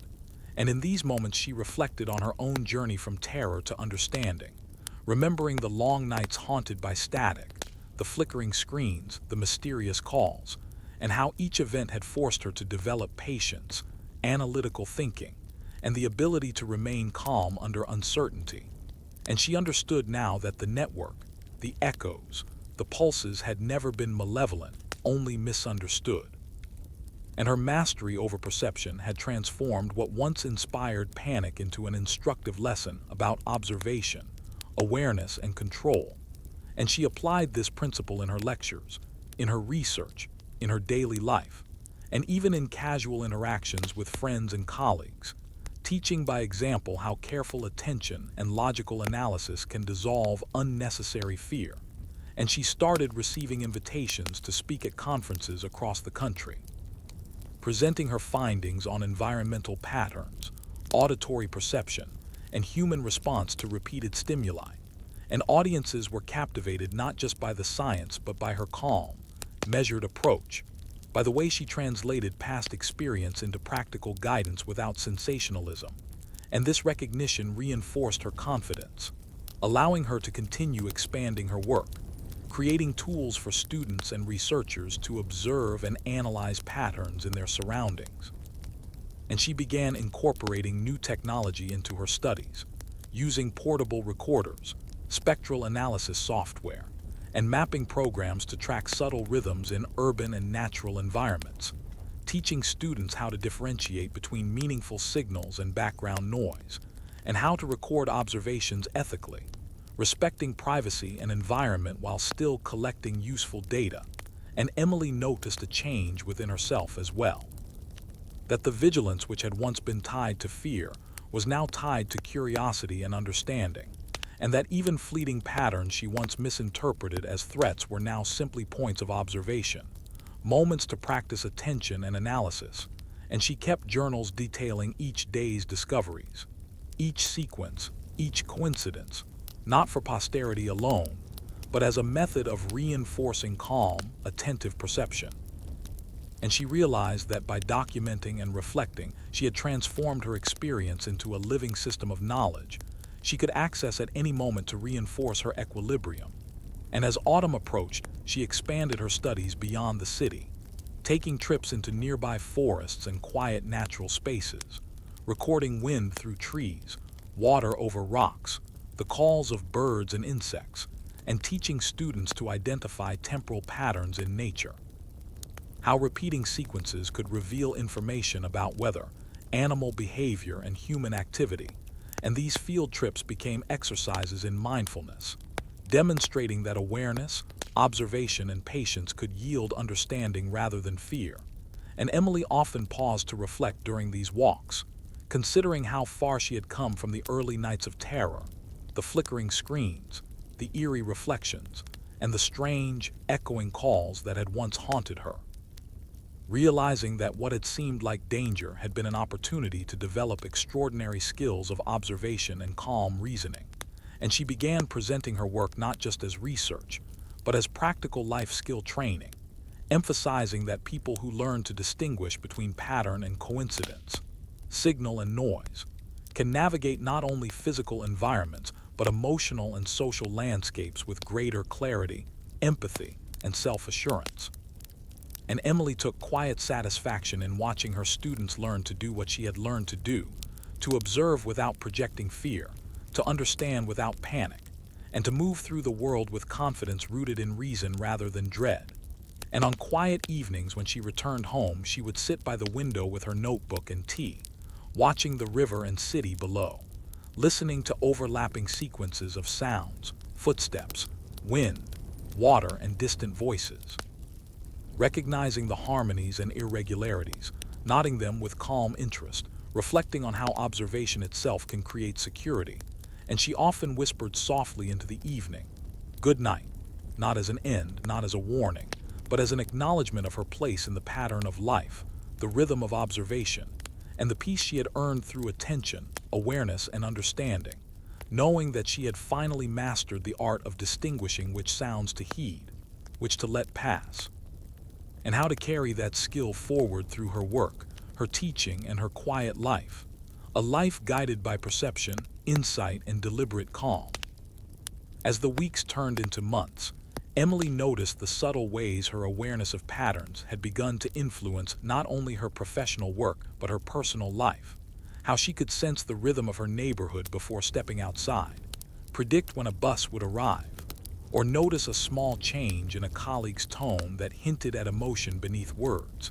And this heightened sensitivity became both a tool and a comfort, allowing her to navigate the city with precision and confidence, while also appreciating its ordinary beauty, from the irregular drip of water off a rooftop to the way children's laughter rose and fell in patterns almost musical in nature. And she continued her field studies with students, now incorporating mindfulness exercises that blended auditory observation with reflection, teaching them to chart not just technical data, but emotional resonance, to see how the perception of patterns affects thought and mood. And she found herself walking through parks, streets, and riverbanks with a quiet gratitude, aware of the complexity of life and how her earlier experiences had prepared her to engage with it fully, noting how past fear had taught her patience and careful attention. And each night she returned to her apartment to review notes, recordings, and observations, cataloging sequences, marking anomalies, and reflecting on how interpretation and perception could transform anxiety into understanding. And as she reviewed a recording of evening traffic mixed with wind and birds, she noticed a faint, regular beat that reminded her subtly of the 16-beat pulse she had once feared. But now she recognized it as a harmless alignment of sound sources, a coincidence, not a signal of danger, and she smiled, appreciating that her perception had matured to the point where she could encounter familiar triggers without alarm. And in her lectures, she emphasized this principle, teaching students that knowledge and observation could dissolve fear, transforming past traumas into practical insight. And she encouraged them to maintain journals and recordings, to note both environmental and emotional patterns, and to reflect on the ways their own attention shapes experience. And in doing so, Emily realized that the long journey from terror to comprehension had created a framework she could share with others, a methodology for navigating the unpredictable world with calm, rational awareness. And she began collaborating with psychologists, acoustic engineers, and urban planners, advising on projects that use sound mapping to improve safety, efficiency, and quality of life, demonstrating how environmental awareness could prevent panic and enhance understanding. And as autumn approached, she organized a community event along the Riverwalk, inviting citizens to bring portable recorders and participate in mapping city sounds, showing them how to recognize recurring patterns, natural rhythms, and human behavior without projecting anxiety. And the event was a quiet success, with participants remarking on how much they noticed when they paid attention, how calm it felt to understand their environment rather than fear it. And Emily watched with satisfaction as people engaged deeply, documenting sequences of footsteps, conversation, water, and wind, and discussing observations with curiosity instead of worry. And that night she returned home with a sense of completion, though she knew life's patterns would continue to surprise and challenge. But now she had the tools and understanding to meet them with composure, and she updated her journal, noting each observation, reflecting on sequences of activity, environmental noise, and emotional resonance, writing methodically and thoughtfully, consolidating months of data into a coherent understanding that bridged scientific study, personal growth, and practical application. And she found herself thinking of Mark and Daniels, imagining how their perspectives had intersected with hers, and how the lessons of observation, analysis, and patience had been the invisible threads connecting all of their work. And she realized that the echoes she had once feared were not malicious but instructive, teaching her skills that could be shared, practiced, and preserved, and that these lessons could now propagate safely through teaching, writing, and public engagement. And as winter approached, she prepared a series of publications, documenting her methods, findings, and philosophy, focusing on the importance of observation, calm reasoning, and understanding patterns in both human behavior and the environment, emphasizing that fear need not dominate perception when attention and analysis are applied consistently. And she continued her evening walks, observing snow beginning to dust the city, listening to the muffled steps of pedestrians, the distant hum of heating systems, the rhythm of wind through bare trees, and noting these patterns with delight and curiosity rather than tension. And she recognized that what had once been a network of fear had transformed into a network of understanding, teaching her that mastery of perception comes not from avoiding patterns or trying to control them, but from engaging them thoughtfully. And she would return home, tea in hand, journal open, and reflect on the day's observations, consolidating lessons learned, cataloging sequences of interest, and reminding herself that life itself is a series of interwoven rhythms that, when observed with care and comprehension, can teach patience, resilience, and insight. And she whispered softly into the quiet of her apartment, "Good night," feeling the words as a reaffirmation not just of the day's end, but of her mastery over attention, her freedom from fear, and her ability to move through life guided by perception, awareness, and understanding, fully present, fully aware, and entirely at peace. As winter settled into the city with its quiet snowfall and subdued light, Emily found herself noticing the subtle ways in which patterns shifted with the seasons, how footsteps sounded different on icy sidewalks, how the rhythm of traffic changed as people moved more cautiously, how birds and other wildlife adjusted their calls and movement, and she cataloged all these variations meticulously, not out of obsession, but as a continuation of the practice that had begun years ago. Observing without judgment, recording without fear, analyzing without anxiety, and she discovered that the subtle seasonal changes added a new layer of complexity to her studies, offering insights into adaptability, environmental interaction, and human perception. And she brought these observations into her classes, challenging students to recognize that patterns are not static, and that understanding comes not from control, but from careful attention and flexibility. And she also noticed that the city itself seemed quieter in some ways during winter, with layers of snow absorbing sound, creating pauses and intervals in the usual rhythm. And she used these opportunities to teach students about relative perception, how context shapes interpretation, and how attention can uncover new patterns in what seems familiar.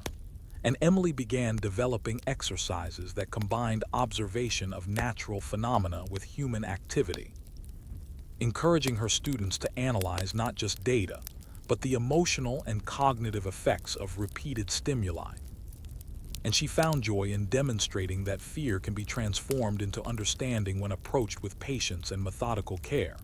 And as snow continued to fall outside, she reflected on her own journey from panic and uncertainty to calm, observation-driven insight, remembering nights filled with static, flickering screens, strange calls, and disjointed echoes that had once made her doubt reality. And she smiled at the distance she had traveled, realizing that those early experiences had equipped her with skills she now used to guide others, to teach them to listen, to notice, and to interpret without projecting fear. And she began compiling these insights into a series of workshops and training materials aimed at both students and professionals in fields ranging from urban planning to psychology, emphasizing the importance of awareness, documentation, and reflection in understanding complex systems, human behavior, and environmental cues. And as the city streets became slick with ice, she took careful walks observing changes in sound and movement, noticing the subtle crunch of boots, the hollow resonance of vehicles on snow, the muffled voices drifting through quiet neighborhoods, and she documented these observations, noting variations, patterns, and anomalies, not for alarm but for learning, understanding that each small rhythm held information about adaptation and interaction. And Emily continued to integrate her growing knowledge into both her research and daily life, practicing mindfulness while recording the environment, analyzing sequences, and teaching students the same methods, illustrating how repeated observation cultivates insight. And she often paused during walks to reflect, listening deeply to the environment, noting shifts in rhythm, and appreciating the subtle interplay between human activity and natural phenomena. And she realized that the skills she had developed were now internalized, allowing her to move through both familiar and unfamiliar settings with confidence and calm, perceiving structure without anxiety. And she found a profound sense of fulfillment in sharing these techniques with others, watching their understanding grow, and seeing fear replaced by curiosity. And during one particularly quiet evening when snow fell in a gentle rhythm, she observed a sequence of footprints crossing a frozen puddle, spaced at regular intervals, and she smiled at the simplicity and ordinariness of the pattern, recognizing it as a harmless reflection of human movement, yet teaching the same principles she had once learned the hard way. And she returned home, nodding the soft echo of her own steps behind her, and she sat by the window, recording her observations in her journal, reflecting on how far she had come from the nights of terror, the mysterious echoes, and the unsettling pulses that had once consumed her awareness. And she thought of how these experiences had been transformed into a structured practice that could be shared, and how she had cultivated resilience and attention. And she realized that the winter city, with all its subtle noises, human and natural, had become both her classroom and her sanctuary. And she whispered softly to herself, "Good night," not as an ending but as a reaffirmation of calm, observation, and understanding. Feeling the words resonate through her body and mind as a confirmation that she had mastered the art of perceiving without fear, guiding herself and others through the intricate patterns of life with clarity, presence, and deliberate awareness, fully prepared to continue learning, teaching, and observing as the seasons inevitably shifted once more.